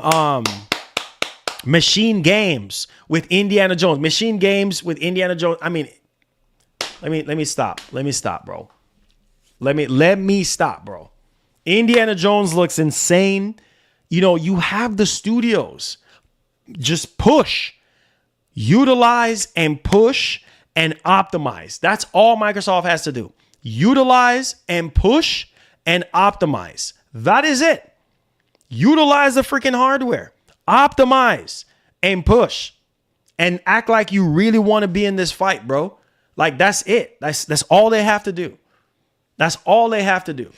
It's crazy, bro, because Unreal Engine 5 is bringing a lot of hardware to its knees right now. We're seeing that. And at the core of Unreal Engine, there's a lot of optimization that needs to be done. You see what I'm saying? And these developers, they have to work even double time.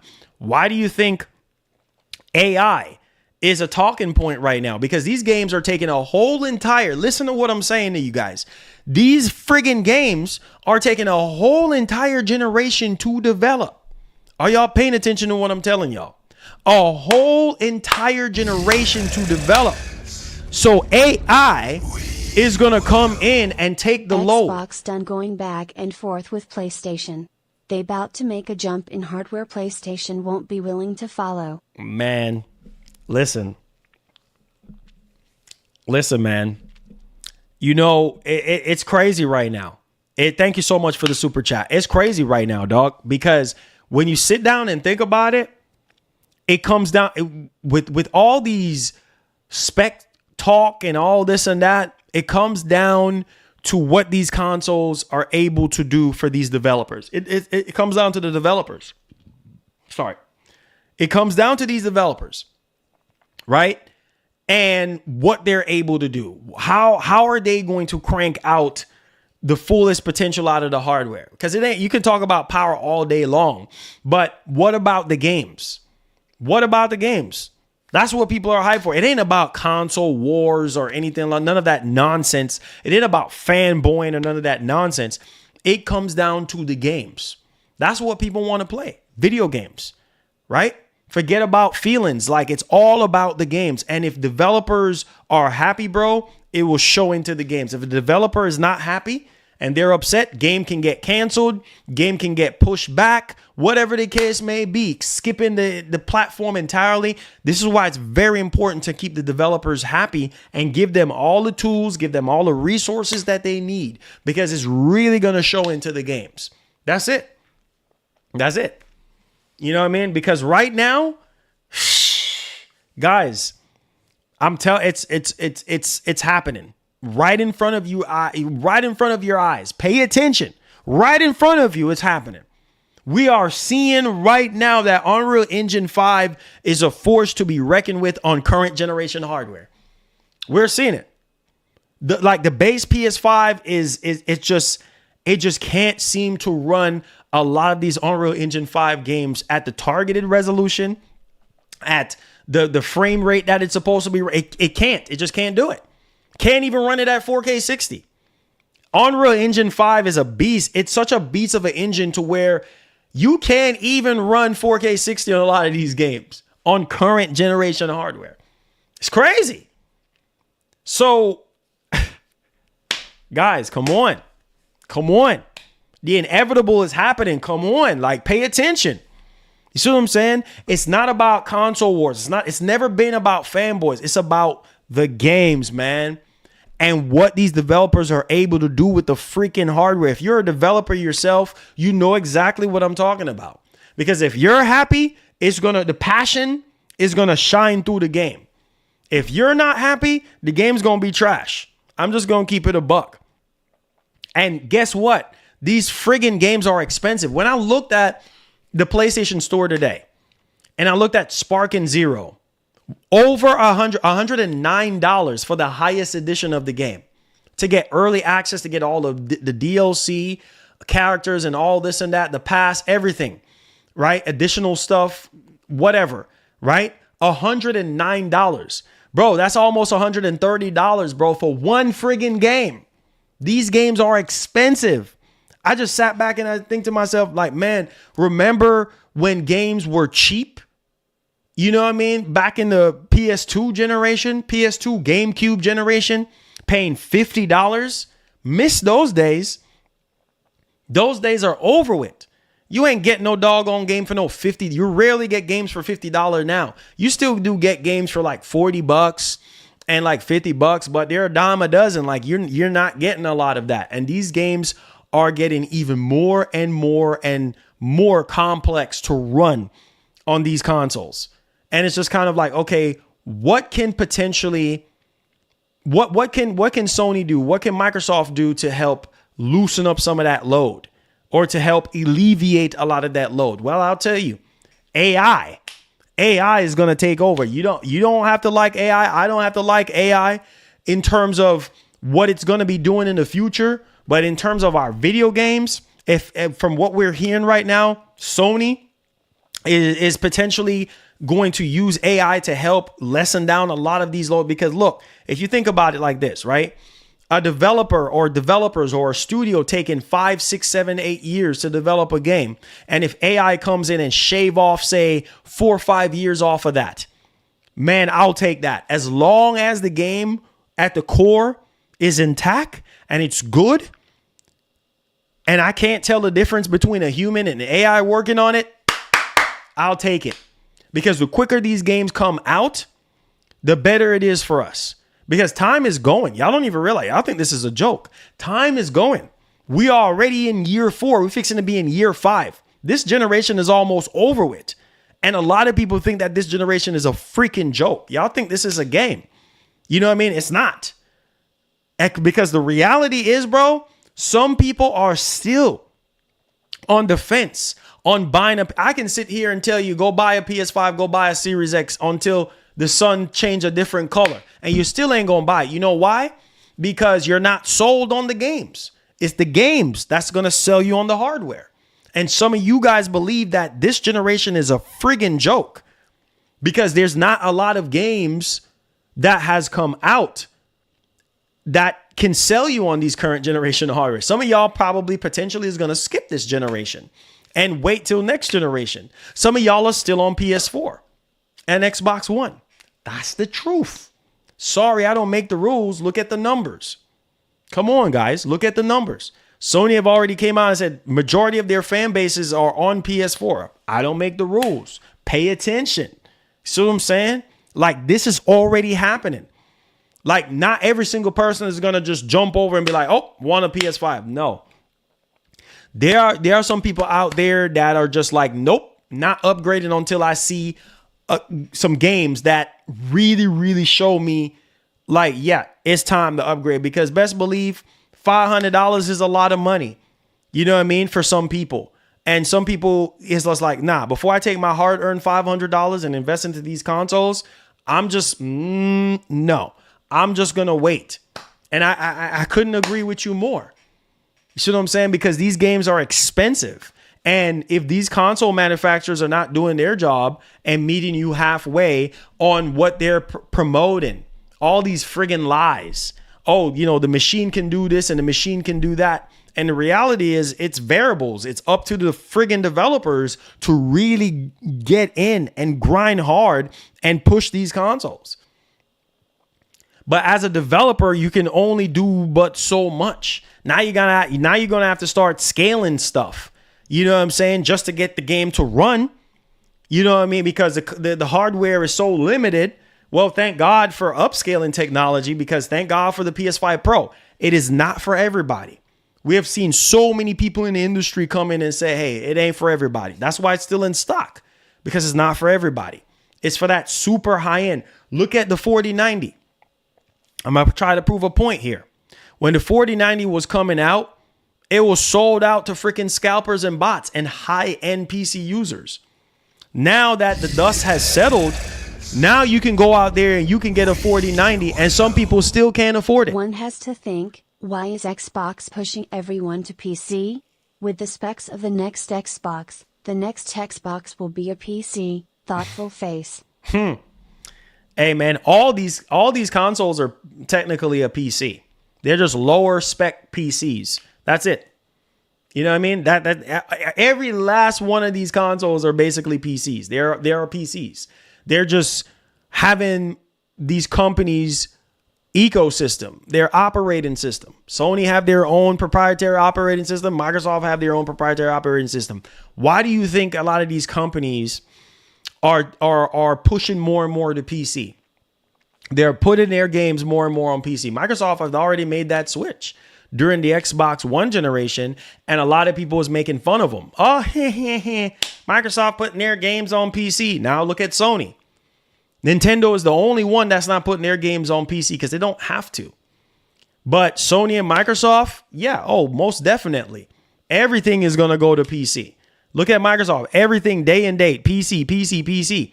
And now, like you just said, now these consoles are going to get to the point where they're going to get even closer to mid-level or even higher end PCs. The higher we get into the generation, these consoles are they're getting up there. Look at PS5 Pro right now. You see what I'm saying? Running basically as a mid-spec PC. You know what I mean? A mid-level PC. Mid-level, nothing close to high end, but sort of like a mid-level PC right now. What mid-level PCs are doing, it's doing right now currently. And then if you add ray tracing and all this stuff in the Matrix, it's crazy. Base PS5 is already doing close to mid-level PCs. You see what I'm saying? So it's just Series X, same thing. So listen, man, it really comes down to, okay, you can, and Microsoft has taught me a lesson. Don't know if you guys remember during the Xbox One generation. Oh, Project Scorpio. Right? Oh, the world's most powerful freaking console on the planet. Even more powerful than the PS4 Pro. But yet still, PS4 Pro had games looking better and playing better than the One X. You see what I'm saying?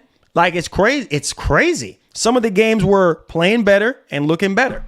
But we already knew that the Xbox One X was more powerful.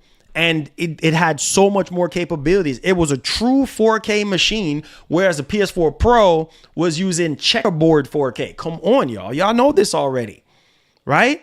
So at the end of the day, Microsoft has taught me a lesson that you can have the world's most powerful friggin' console. It means nothing in the grand scheme of things. You can have a super fast car, but guess what, buddy? If you are not pushing that super fast car, it don't mean nothing. It means nothing. If you're not pushing that car to its limit, it's just like a Corolla because you're just babying it.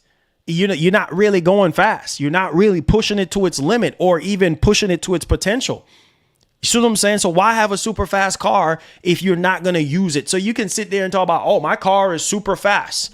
But if you get in a race and you're not blowing away that car that's not even as fast as your car, then you're just wasting your money.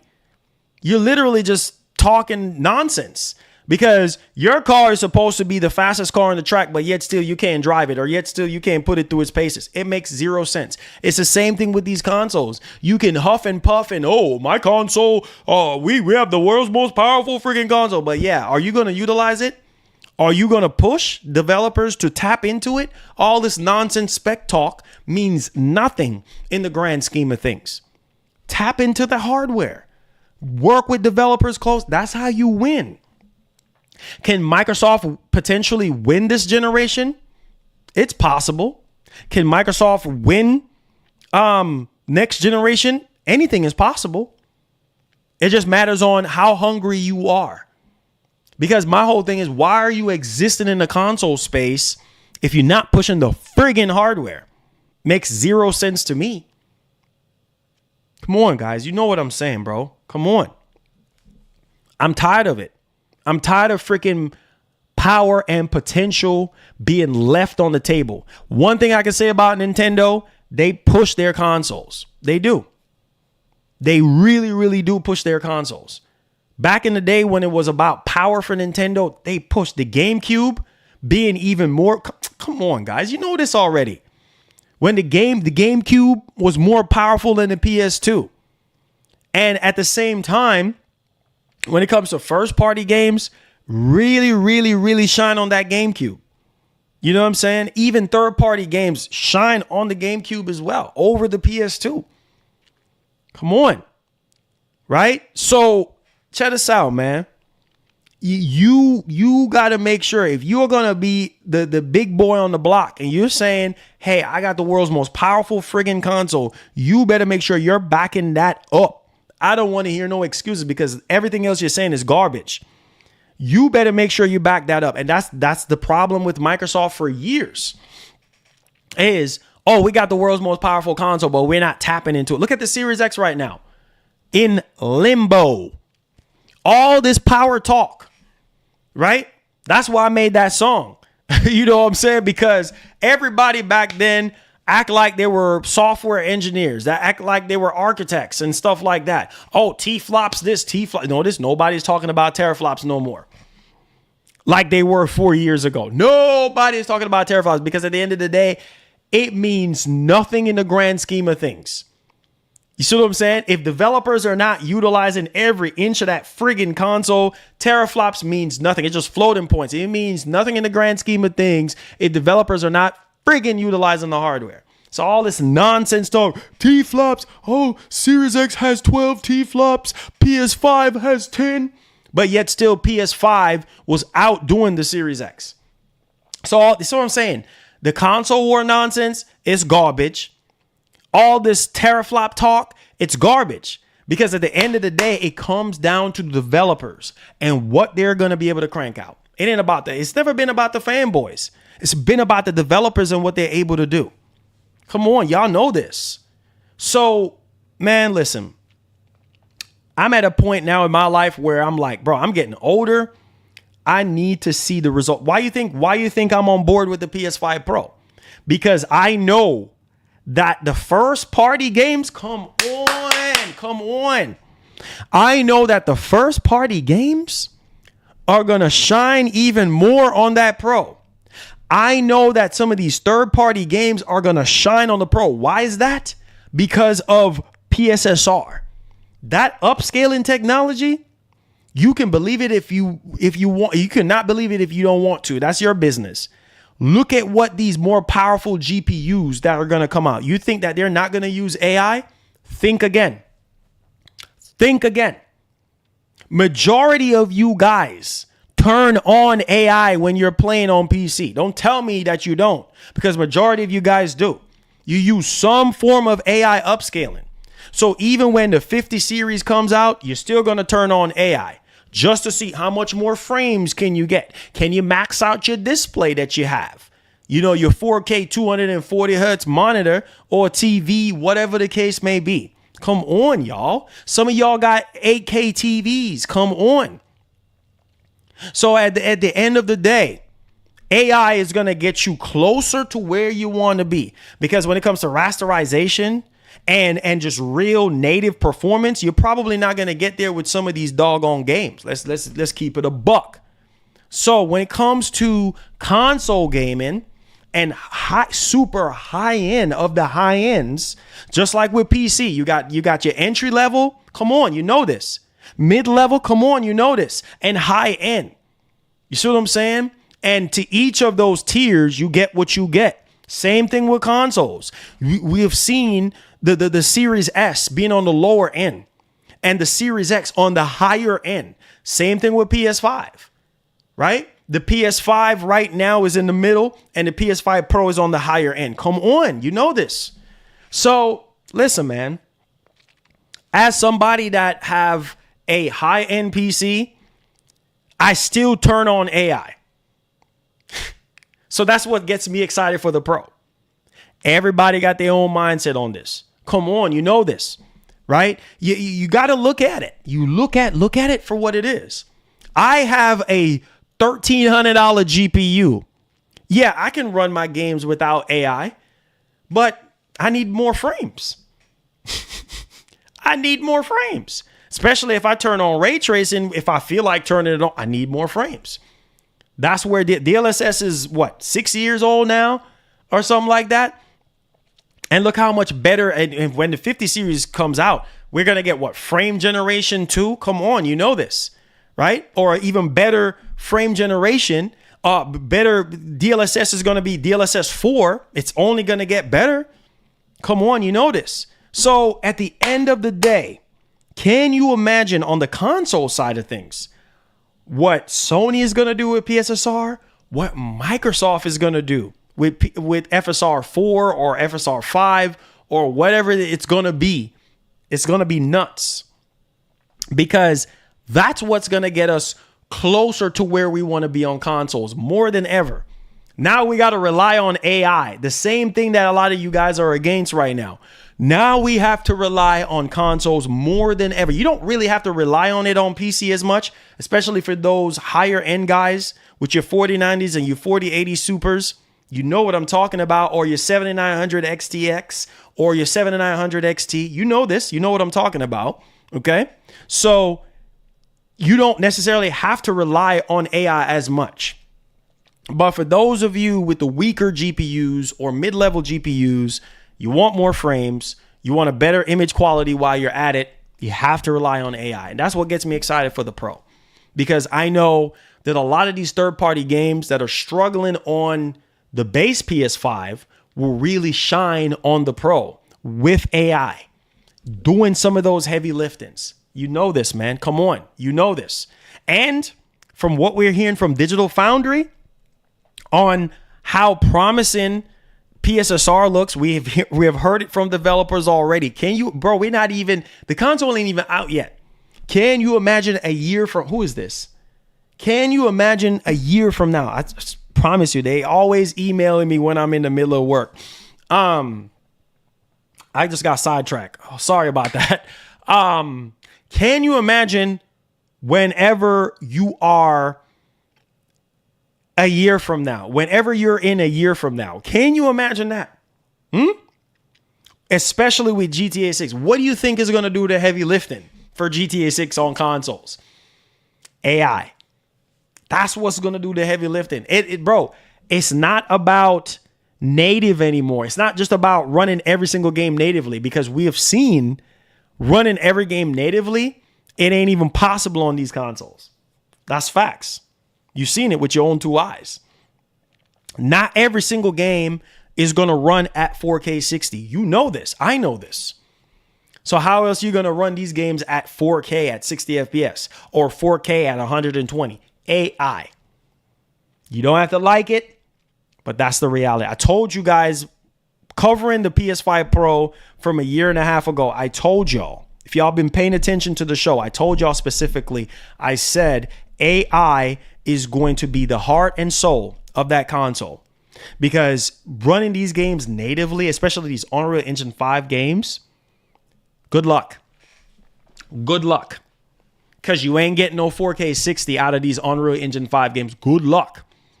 Unless you got a super high-end PC and you can just natively run these games at 4K 60, yeah, good luck. It ain't happening. So for those of you who are sitting here knocking AI and knocking upscaling, okay, keep knocking it, because without it, yeah, you're not gonna get the resolution and frame rate that you want. It's gonna be a bit of a mixed bag. Come on, guys, you know this, man. You know this. I'm tired, bro. So for me, I don't mind supporting the higher end hardware in the hopes of us getting better results. Does that make any sense to you guys? I don't mind supporting the higher end hardware when it comes to PC, when it comes to consoles, because I'm an enthusiast. So I don't mind. That's why I got a 4080 Super. I had the 4070 Ti Super, and then I realized, I said, nah, I got to rely too much on AI. I got the extra money. Let me go ahead and do something about that. Can't run everything at 4K 60. With a 4080 Super, you can. Almost everything. Right? But 4070 Ti Super, I was like, nah, man. You know what? I'm just going to step up to the big boy. Here we are. So it's the same thing. Like with these consoles, like if you are, or it don't have to be the 4070 Ti Super. It could be a lower end card. Could be a 3070. Whatever the case may be. And you're just like, hey, I want more. They want native 4K, they gon' cry about the price. Listen, you can cry all you want, because it pays to be the boss. If you want the best of the best, it ain't gonna come cheap. Y'all think the 5090 is gonna be cheap? Y'all think the 5080 is going to be? I'm hearing there's going to be two variants of the 5080, which got me excited, because you're going to have a 5080 with 24 gigs of VRAM, and you're going to have a lower end 5080 at 16 gigs of VRAM. And then you're going to have the 5090 with 32 gigs of VRAM, which is crazy. So it ain't fixing to be cheap.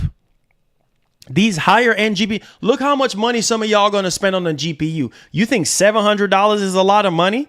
When it comes to, wait until January. Oh, hold on to your seats right now. Because listen to me, and listen to me very carefully. The rumor is right now is that next year, January of next year, is when Jensen is going to be on stage talking about the 5090, the laptops and all this stuff, the whole slate. And you think them 50 series cards is fixing to be cheap? You think these 50 series laptops is fixing to be cheap? All that crap is going to be expensive. So you crying about $700 right now on the PC side of things? Good luck, because it's fixing to be expensive. Some of y'all are going to be spending north of $1,500 to $1,700 just for a GPU. And you know this, man. You know this. So you might be saying, oh, $700 is too much money. Not a lot of money in the tech world. That is not a lot of money. It's not. Because people spend $700 like it ain't nothing when it comes to PC. Upgrading their PC, building a PC. You can just spend that on just the power supply, the motherboard, and the processor, and the cooler. Literally, that's $700 right there. So, literally. And we ain't even talking about RAM. We ain't talking about a case. We ain't talking about SSD.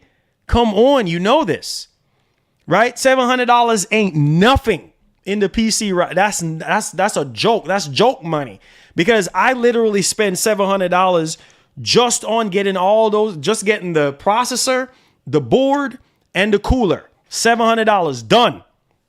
That's nothing. And the PC is still not finished building yet, because you still need a power supply. You still need a graphics card. What are you doing? You still need a SSD. You still need RAM. What are you doing? You know what I mean? Like, you still need an operating system. You still need a mouse and a keyboard and a monitor. What are you doing? Like, you still ain't even done yet. So you crying about $700 and you're supposed to be a high-end gamer. You should already know this. $700 ain't no money in the tech world. That's chum change. When you're talking about PC and you're talking about not even just PC, but anything. These iPhones ain't cheap. Apple Watch Ultra, $800, $900 for a friggin' watch. That's not cheap. People blow. I mean, you can blow that on some AirPods. You know what I'm saying? If you really want to get crazy with it, that's $700 is nothing. It's nothing. Right? Because when you're in the tech industry and you know how expensive technology is, man, come on, man, listen, bro. Come on, bro. Listen, just for upgrading your setup is expensive. Just for upgrading your setup. Man, people spend $700 just on a chair. Just to sit in a chair. $700, just like that, for a chair. I'm not joking. You look at what's it called? Secret Labs with their designer chairs. $700. $700, just like that. You got, what's that Apple headphone? Y'all think this is a joke, man. Man, listen, bro. Some of y'all don't want to hear the truth. What was that? What's that Apple? Y'all think this is a joke. Look at this. Y'all, $700 is a lot of, no, it's not. It is not. What's that?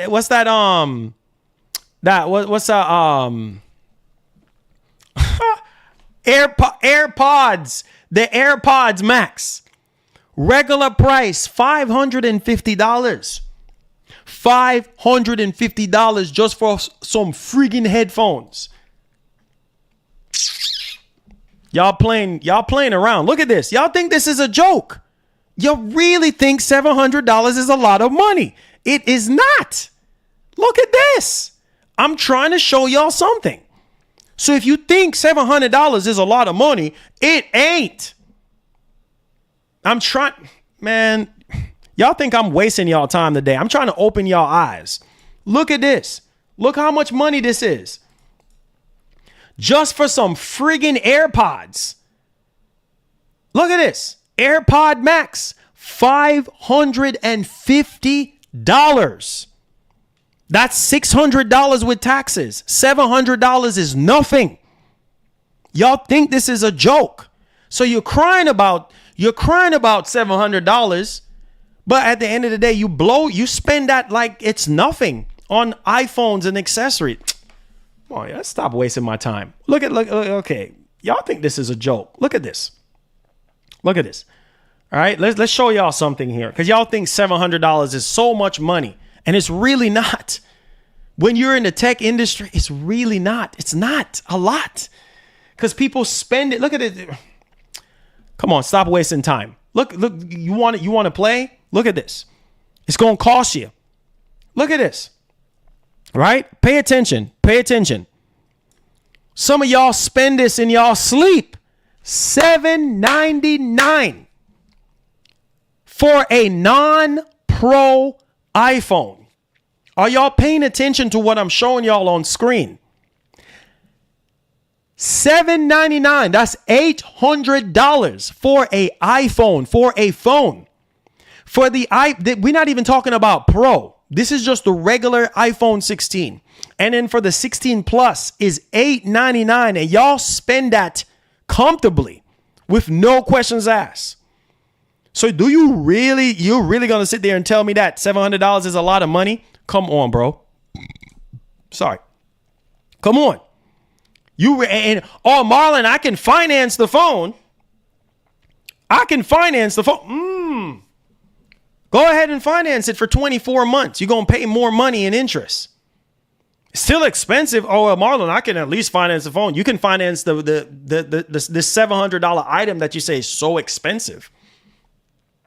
And I've seen it where a lot of people are like, oh man, $700 is too much money for a PS5 Pro. But $700, you spend that willingly on a new iPhone. So the thing is, you buy what you want to buy. You choose and pick and refuse what you want to buy. Come on, don't give me that about $700 is a lot of money. Because you willing, some of y'all saying, yeah, I wouldn't spend $700 on a PS5 Pro, but I have $700 to buy a new iPhone. But you're complaining that the PS5 Pro is $700. Does that make any sense? And it's too much money, but you willingly spend $700 on everything else.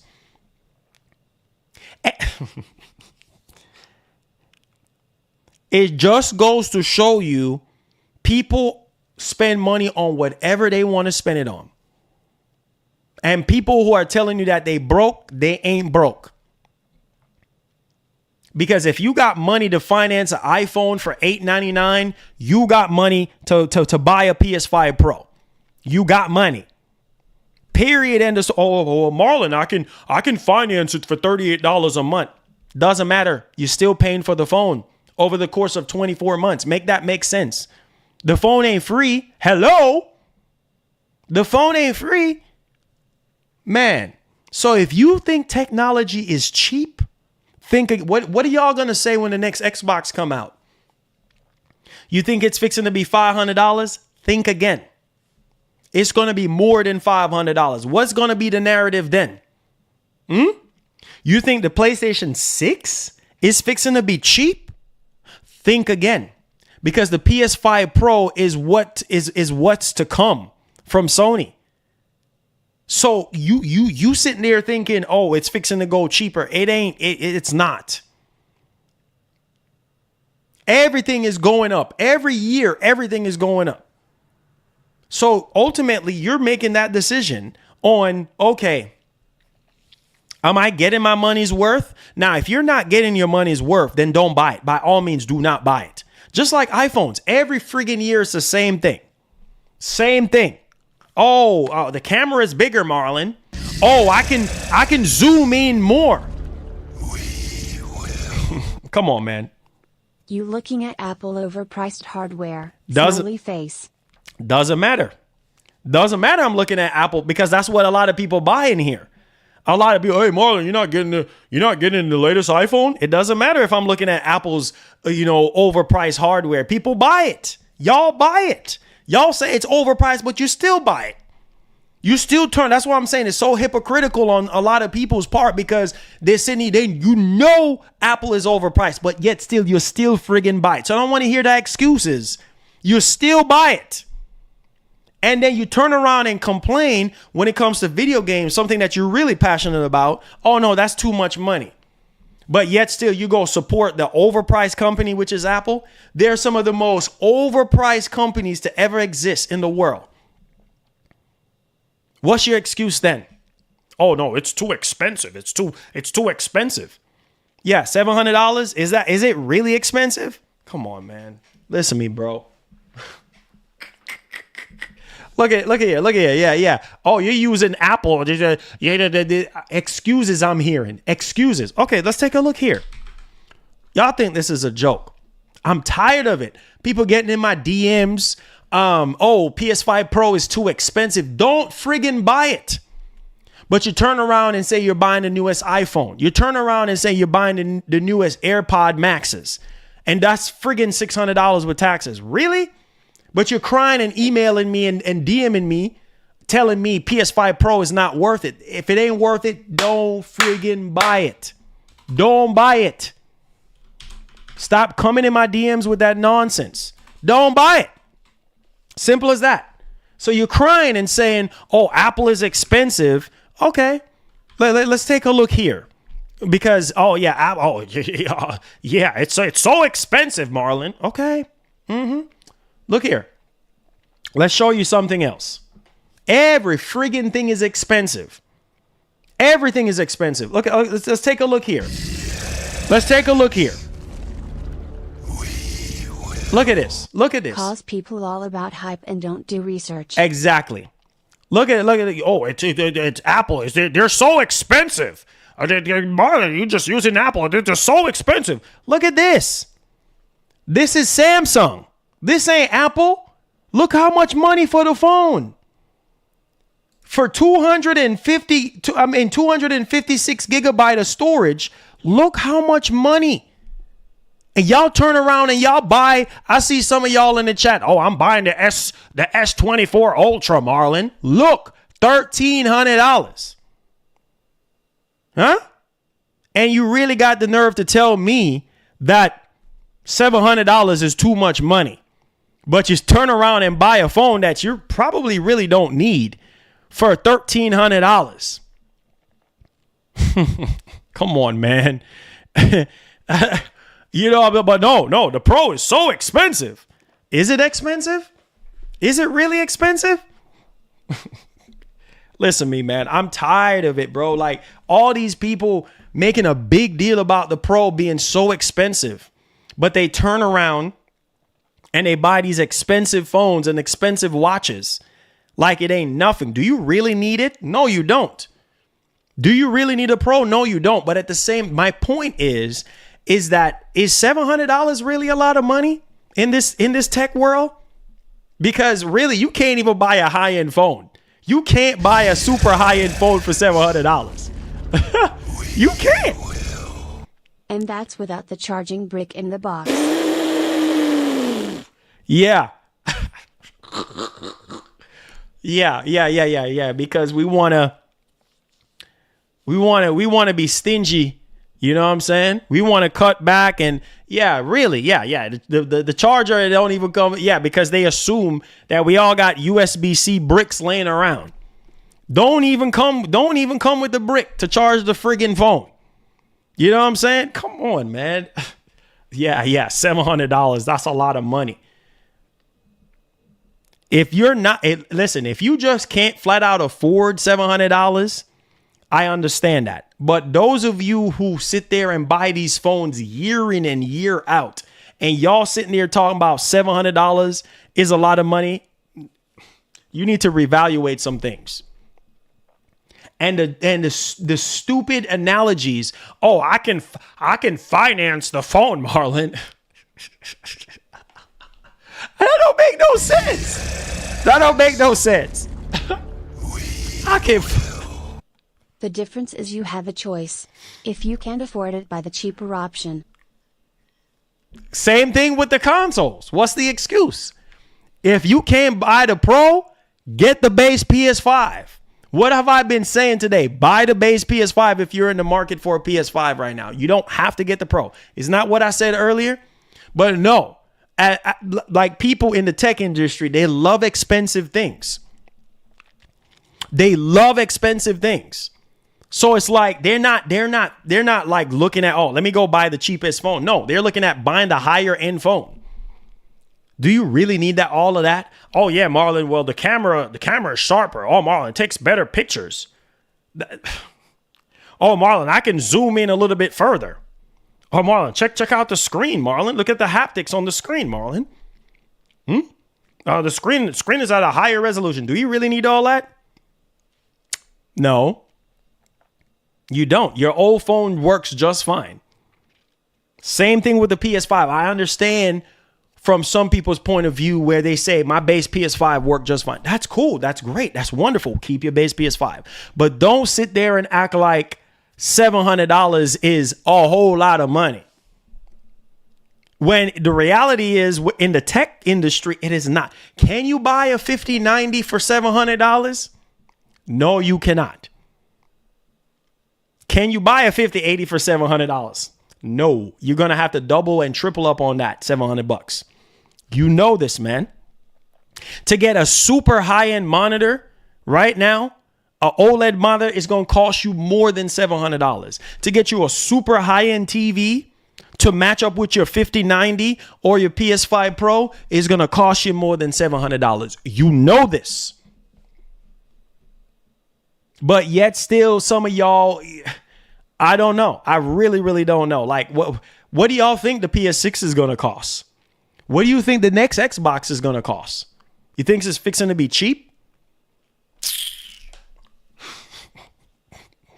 Bro, literally, last thing I'm going to say. I financed my TV, the S95B. I still have it. The S95, the Samsung S95B. I paid almost $2,000. The same TV, the S95B that I reviewed on this channel, I financed that for $2,000. $2,000.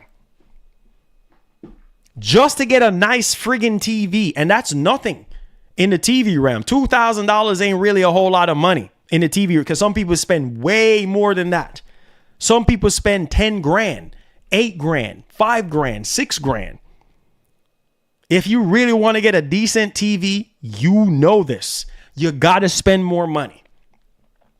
You buy them little cheap TVs, you're going to get cheap level performance. That's just the way it is. Come on, you know this. You see what I'm saying?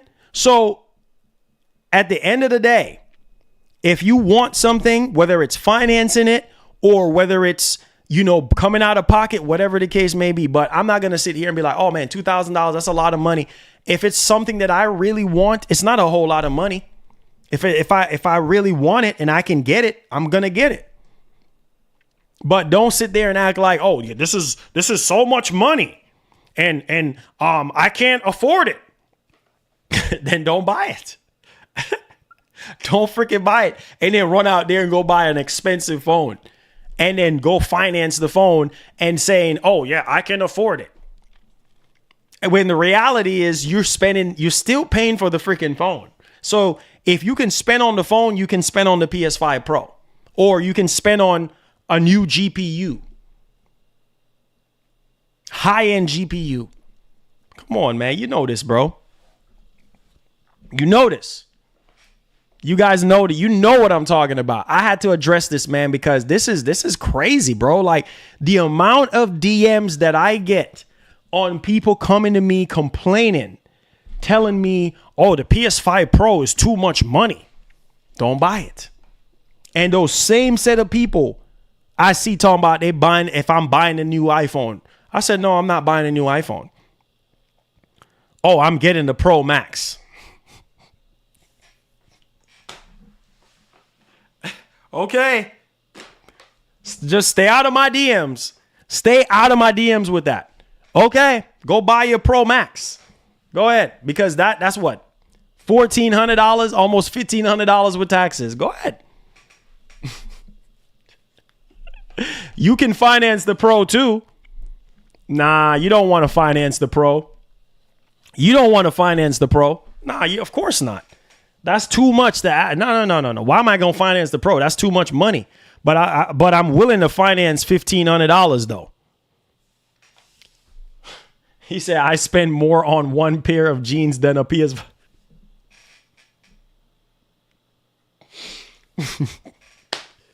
Some of y'all spend, you know what's funny? Some people spend that $700 on a pair of shoes.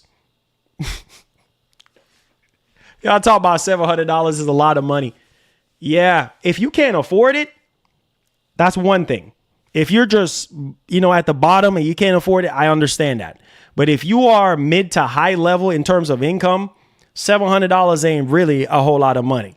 And you're going to spend that on either a watch or a shirt or some pants, shoes.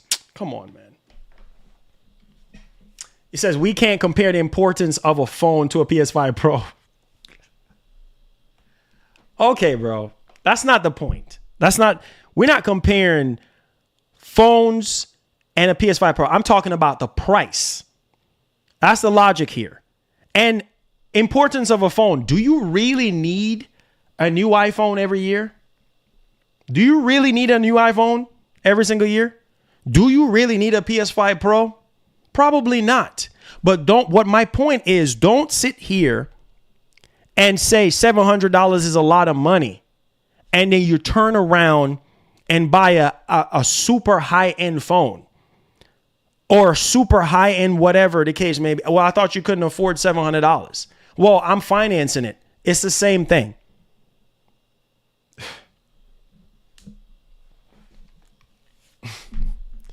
It's crazy, bro. Like it's just like it says if you have to finance it, you can't afford it. That's not entirely true. Because you can finance something and still can't afford it. I'm just going to keep it a buck. So, hey, you can finance something and still can't afford it.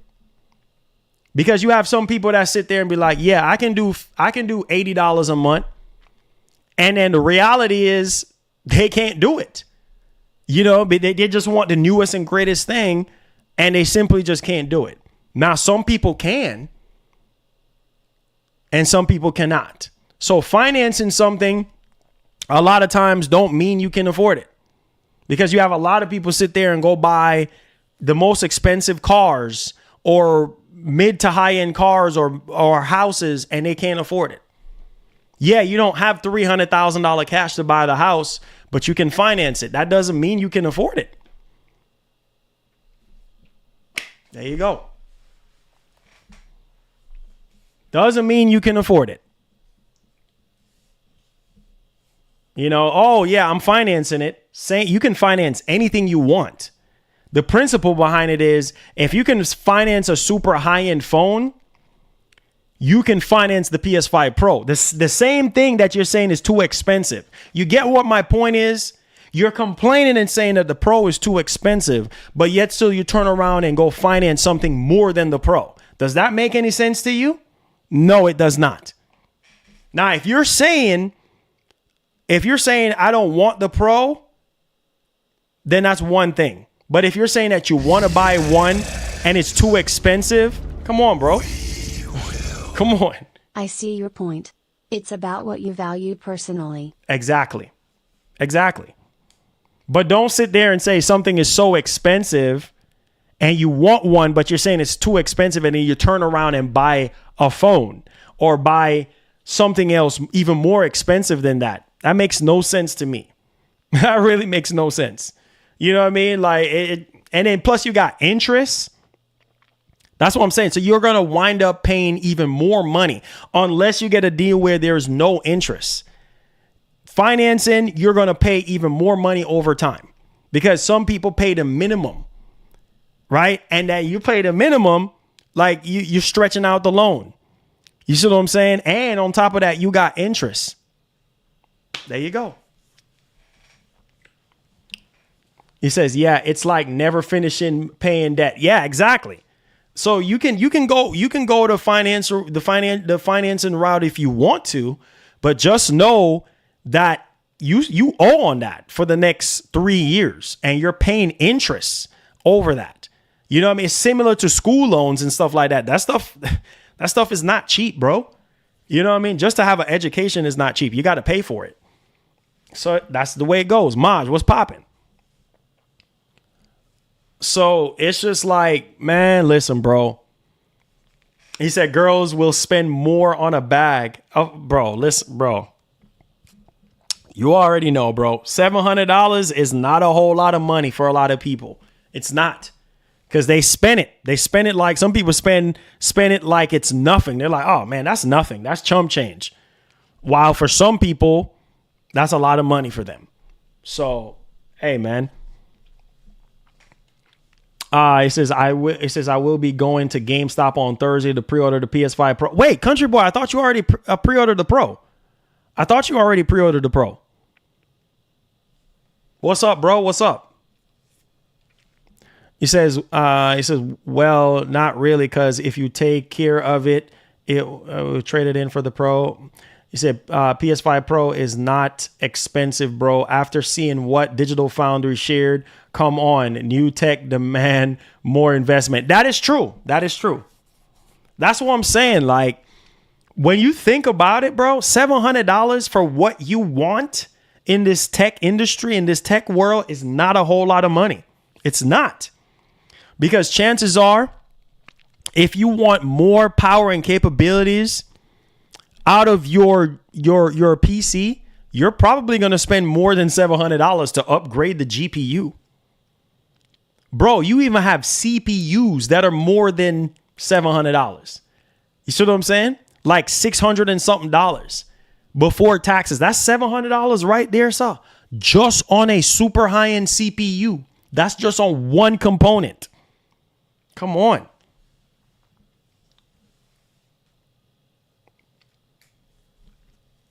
OVO, what's popping? You see what I'm saying? You guys know what I'm, yeah, see? Y'all know what I'm saying.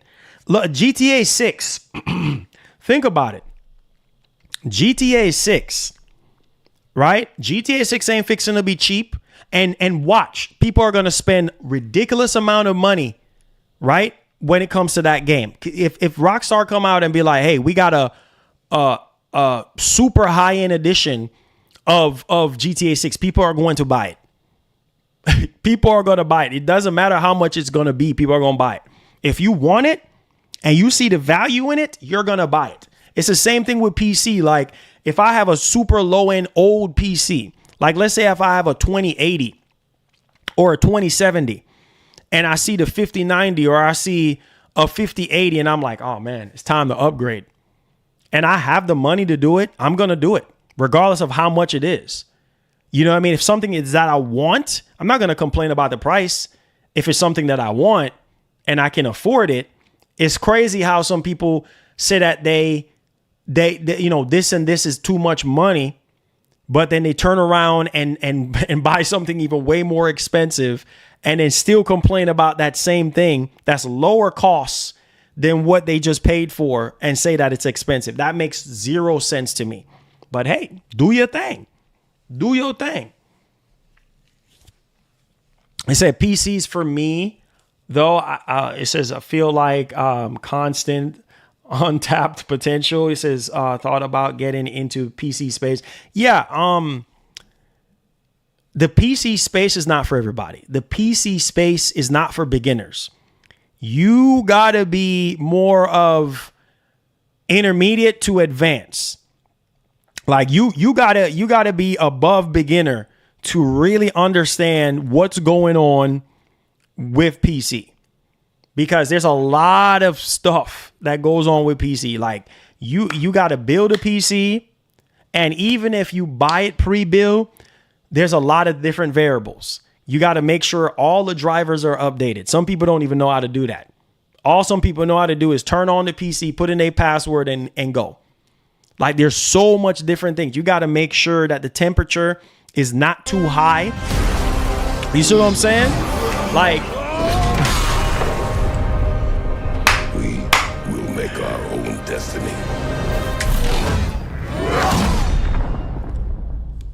Question: if I take my NVMe SSD out of my base PS5 and put it in the Pro, will all my games still be on the SSD drive to play? Yeah, you would have to transfer the games. Yeah, you would have to transfer the games and such. Yeah, because if you put it in there like that, it's not gonna. You have to transfer them. Yeah, you would have to transfer the games. You know, that's why you can. A lot of people, what they do, they back up their games on a SSD, like one of those portable, like one of these. You know, they back up their games because you can't play a PS5 game off of this. You know what I mean? You can do PS4 games, but you can't do PS5 games. So you back it up on something like this, and then, copy all your games over to something like this, and then copy it, install a new SSD in your PS5 Pro. And then it's going to format it, and then you just copy over your games. That's it.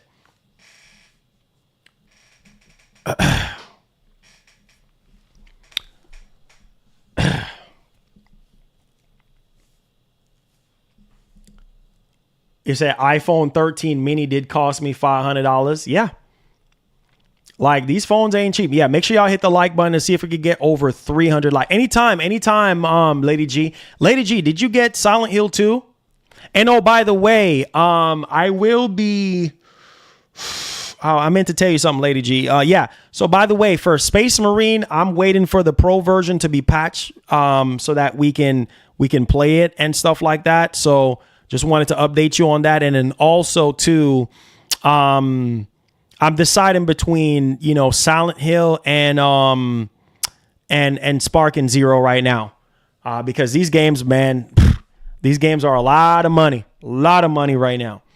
And plus, we're still going to be doing the giveaway this week. So appreciate you, Lady G. Thanks for being here. It says, but as someone who just converted over to PC, it's definitely not always plug and play. It took me a minute. See? Liddell. Listen to Liddell. Because he a PC dude. Listen to Liddell. He says to get the EA Sports and COD games just to run. Exactly. So people telling you, see? My man Liddell. Listen. Some people telling you, oh, go buy a PC, go build a PC, go buy a PC, but they're not telling you the variables, bro. They're not telling you that it's not a cakewalk. It is not a cake. There's so many things that you got to do to get that PC running. Whereas with a console, all you do is turn it on and go. You see what I'm saying? And you have it now to where the Series X and the PS5 can go into rest mode and update the drivers for you. Not drivers, but update the console for you. And you're good to go. And it's less worrisome than a friggin' PC. So don't let nobody gas you up and tell you go build a PC and go buy a PC when most of you guys don't know nothing about PCs. You know what I mean? I would never just throw somebody into a situation where, well, first of all, do you understand how a PC operates? It's a lot of work. You see what I'm saying? It's a lot of work. Now, if you're more advanced, right, then building a PC is nothing to you because you know how to install the motherboard, how to install the CPU, how to hook up the PSU, you know, how to install an operating system. It's a lot of stuff that people are not telling you. Go build a PC. Why do you think console is a thing? Why do you think Sony and Microsoft, they know that the console market is still going to be a thing forever? Because not everybody wants to deal with a friggin' PC. Because it's a lot of stuff. Do you know that if you don't upgrade your BIOS, if you don't upgrade the BIOS, it will crash. Your PC will crash. The BIOS is responsible for upgrading all the components, like especially when it comes to the motherboard. You have to upgrade that. You have to upgrade the BIOS because if you don't, if you run in the same old BIOS from 4 years ago, 3 years, you're going to constantly have blue screens. Then after you upgrade the BIOS, you have to upgrade and make sure that do all the Windows updates. You understand what I'm telling you? Upgrade your GPU. Go to the NVIDIA app. Upgrade your GPU. Go to the NVIDIA website. Download the latest. Man, it's so much stuff. Upgrade your friggin' GPU. Then you got to do the Windows updates. All these, your audio drivers, all these things, bro. Like, man, y'all think this is a joke. PC is no joke. It's so many freaking updates. And sometimes even when you update every single thing, it still ain't enough because you're going to run into other issues, right? You know, something can fail inside the PC and you don't even know what to do. You are deer in the headlight. Oh, shoot, my PC won't turn on. You don't even know how to diagnose it.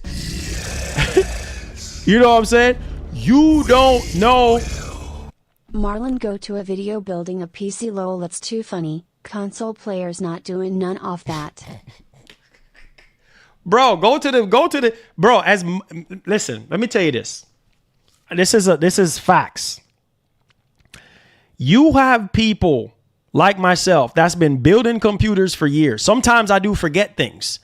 You know what I mean? If I'm more of an advanced PC user, right? And sometimes I forget things. Like when I'm building a PC, I'll be like, oh shoot, I forgot to make sure that the you know, everything is, oh shoot, I forgot to add this, or oh, I forgot the SSD. I build the entire thing. Oh, I forgot to install the SSD. Like, or I forgot to put in the processor. Oh shoot.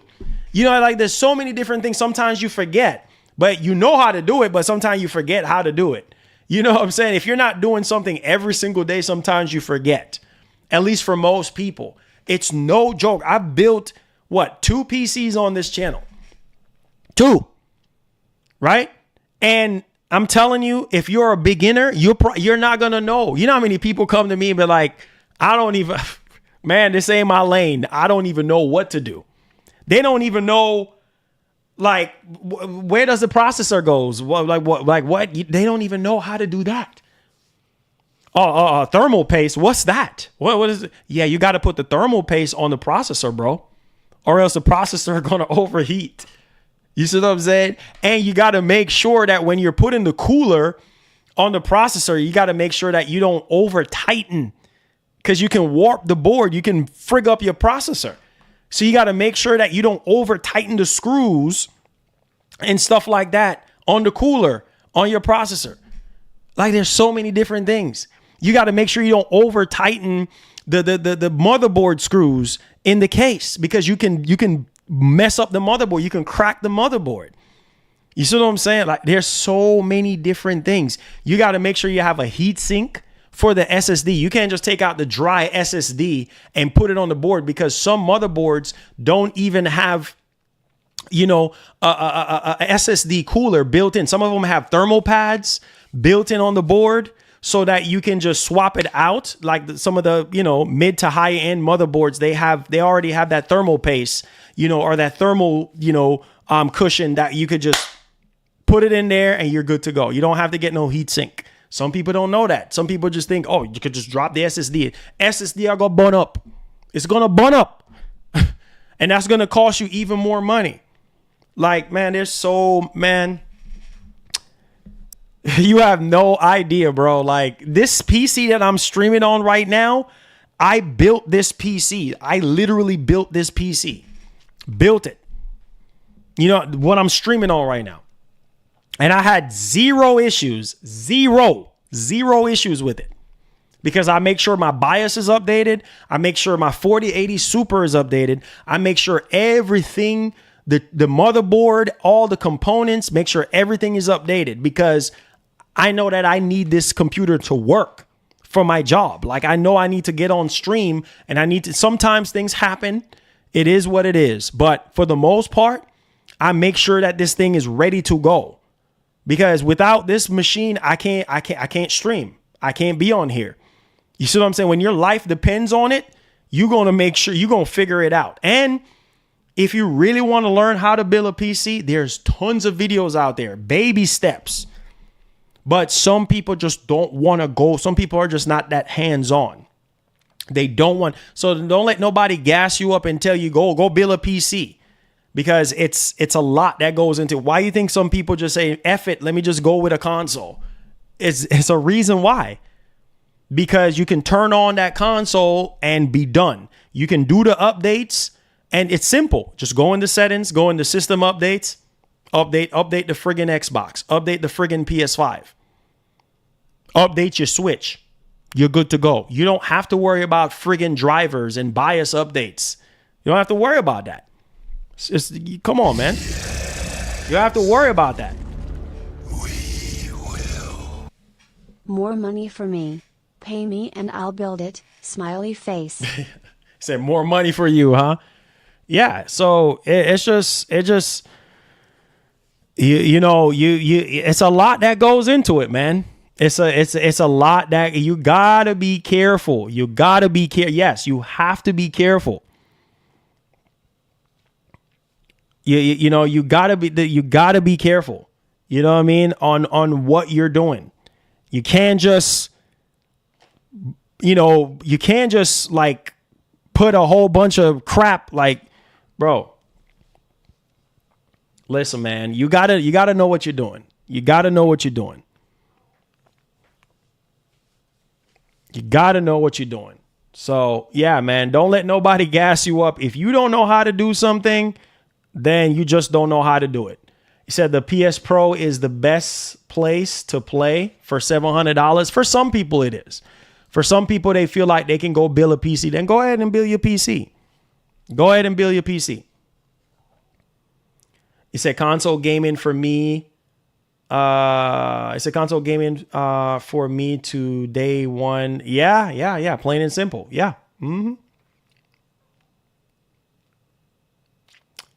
Yeah, this is the day you die, plain and simple. Hey, I hear that. I hear that. Metaphor, probably not going to get to it, man. Like, I still got to play Silent Hill. I got to play... There's so many, Spark and Zero, I want to play that. So I'm probably not going to get to Metaphor. So I'm a console peasant. Yeah, some people just love consoles for a reason. It says if you want to go beyond just gaming, build a PC. If you only want to game, get a console. Black Myth Wukong. Yeah, Black Myth Wukong is no joke.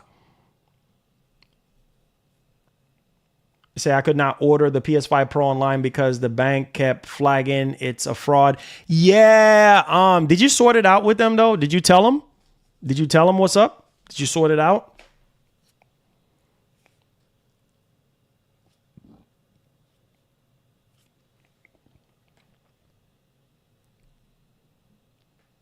You said hard to get the 30th. Yeah, well, on the 10th, it's in just a matter of a couple days.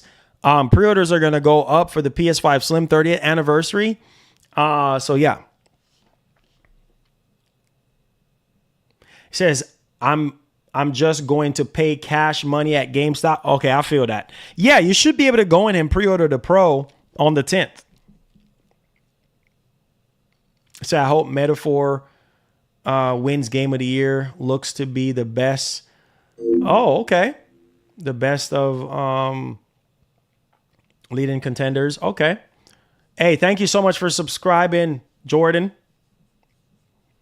Make sure you hit that post notification bell. I appreciate it. It says, when can we get that 30th controller again? On the 10th.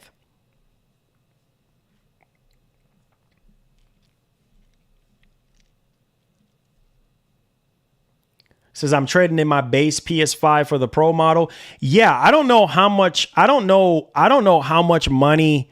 I don't know how much money they're giving right now for the base PS5. I think the last time I heard they were giving close to $400, but I don't know. I'm gonna try to be live on Thursday. I'm gonna try for those pre-orders. I will see if I can. I'm trading in both my PS5 and Series X. Whoa, you're getting rid of the Series X and the PS5 for the Pro? Wow. Hey man, you got to do what you got to do, bro.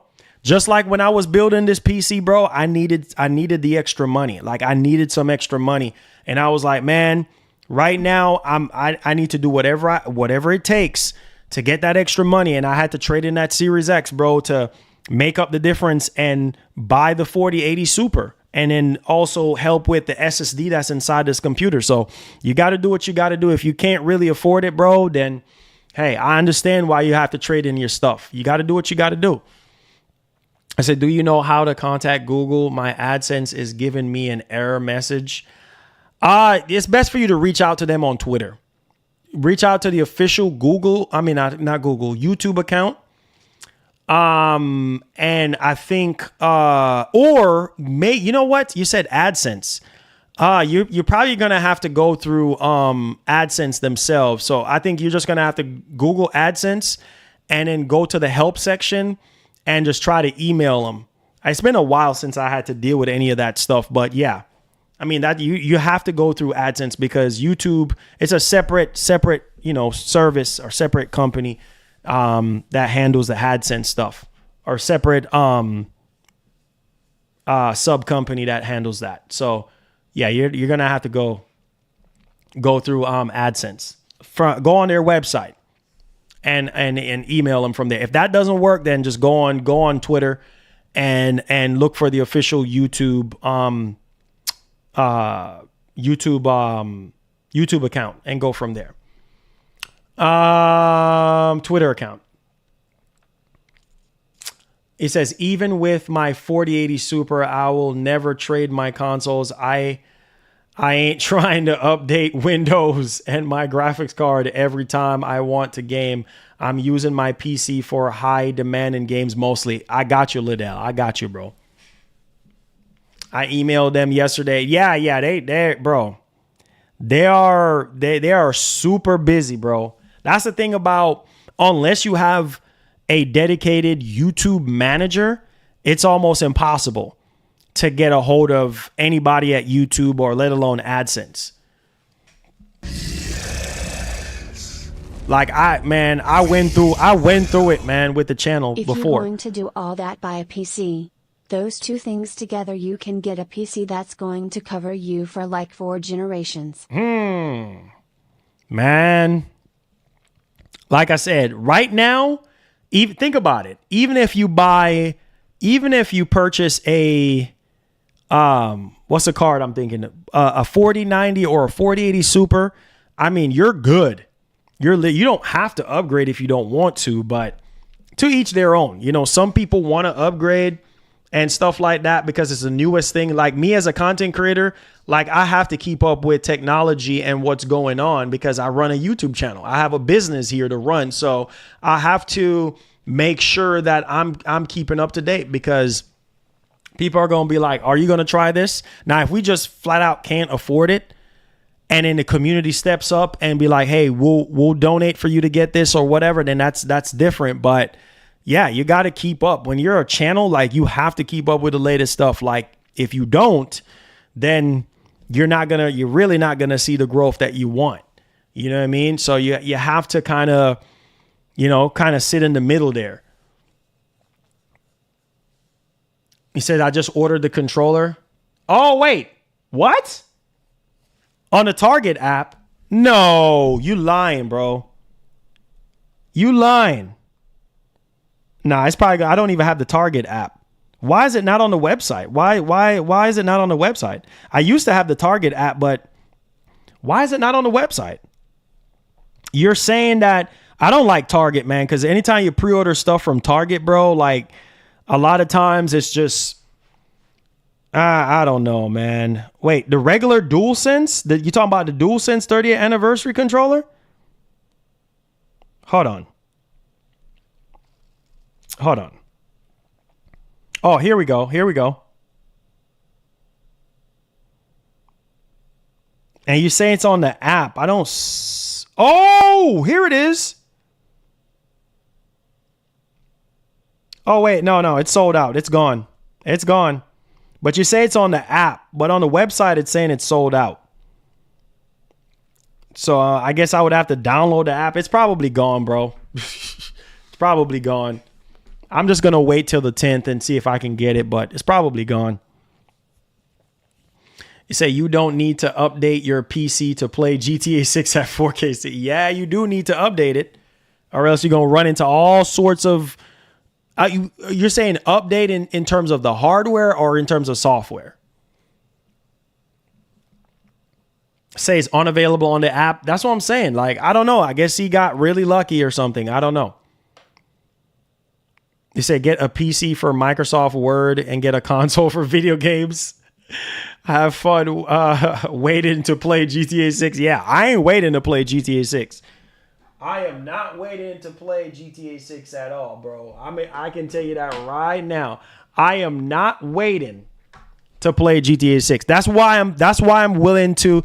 Thanks for Skillful. God bless him. Because, you know, we're going to try to see if my goal is on Thursday, God's willing, is to get the PS5 Slim 30th anniversary, because I have nothing so far for 30th anniversary.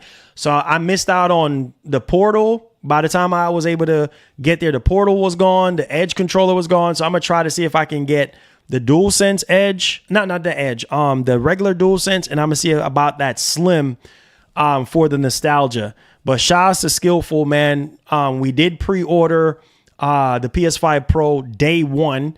Thanks to him for helping out our community with that. So we have that, and we're going to try to see if we can get that Slim, because all the 30th stuff right now is just gone. Except for on the 10th, we get a chance to get the Slim or that regular DualSense. But we'll see what happens. We'll see what happens.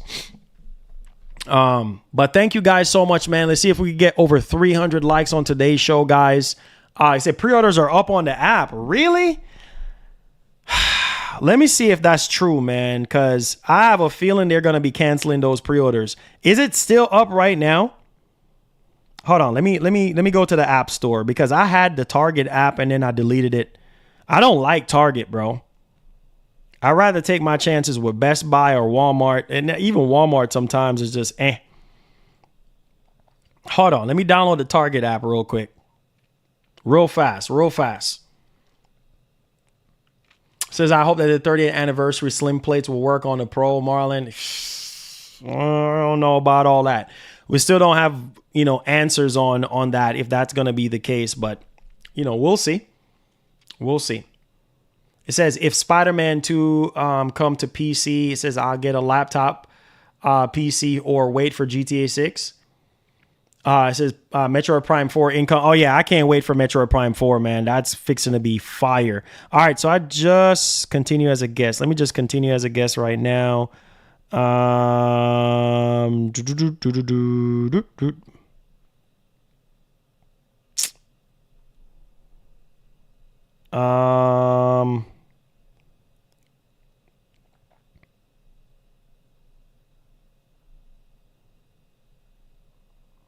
All right, let's see. Dang it, man. That's why I don't like these apps, bro, because they just want so much from you, bro. PS5 30th anniversary controller. It's probably already gone, bro. Got it. PS5 30th anniversary controller. Where is it?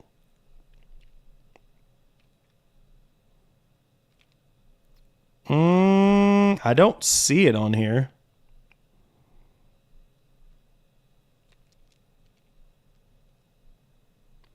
I don't see it on here. Oh, here it is. It says pre-orders are sold out. Yeah, it's sold out. So I don't know how. God bless y'all, because it's saying sold out. So I don't know how y'all were able to get it. But on that note, guys, I do have to get going. So thank you guys so much for y'all support today, man. It's truly a blessing. It was great to talk to you guys, man, and reason with y'all boys. Yeah, so on that note, we're gonna go ahead and end off today's show. Make sure you guys hit the like button for me. Let's see if we can get over 300 likes. Subscribe to the channel if you're brand new. God bless each and every one of you guys, man. Thank y'all so much. Let's see what happens this week. I know Sparking Zero early access is dropping today, so I know some people are gonna be on that. And then Silent Hill 2 comes out tomorrow. I'm still trying to decide between PC and PS5, because the performance on PS5 right now is just not where I want it to be. I feel like Blooper Team has to do some more optimization for it on PS5, but we'll see. We'll see what happens. But love you guys, man. Be blessed, be easy. And like the great Etika would say, and as usual, please have yourself a wonderful one. I love you guys, man. Be blessed. Be safe out there, man. Drive home safe. Hug somebody. Tell them you love them. And I'll see you guys in the next one. Peace. We out. Love you guys.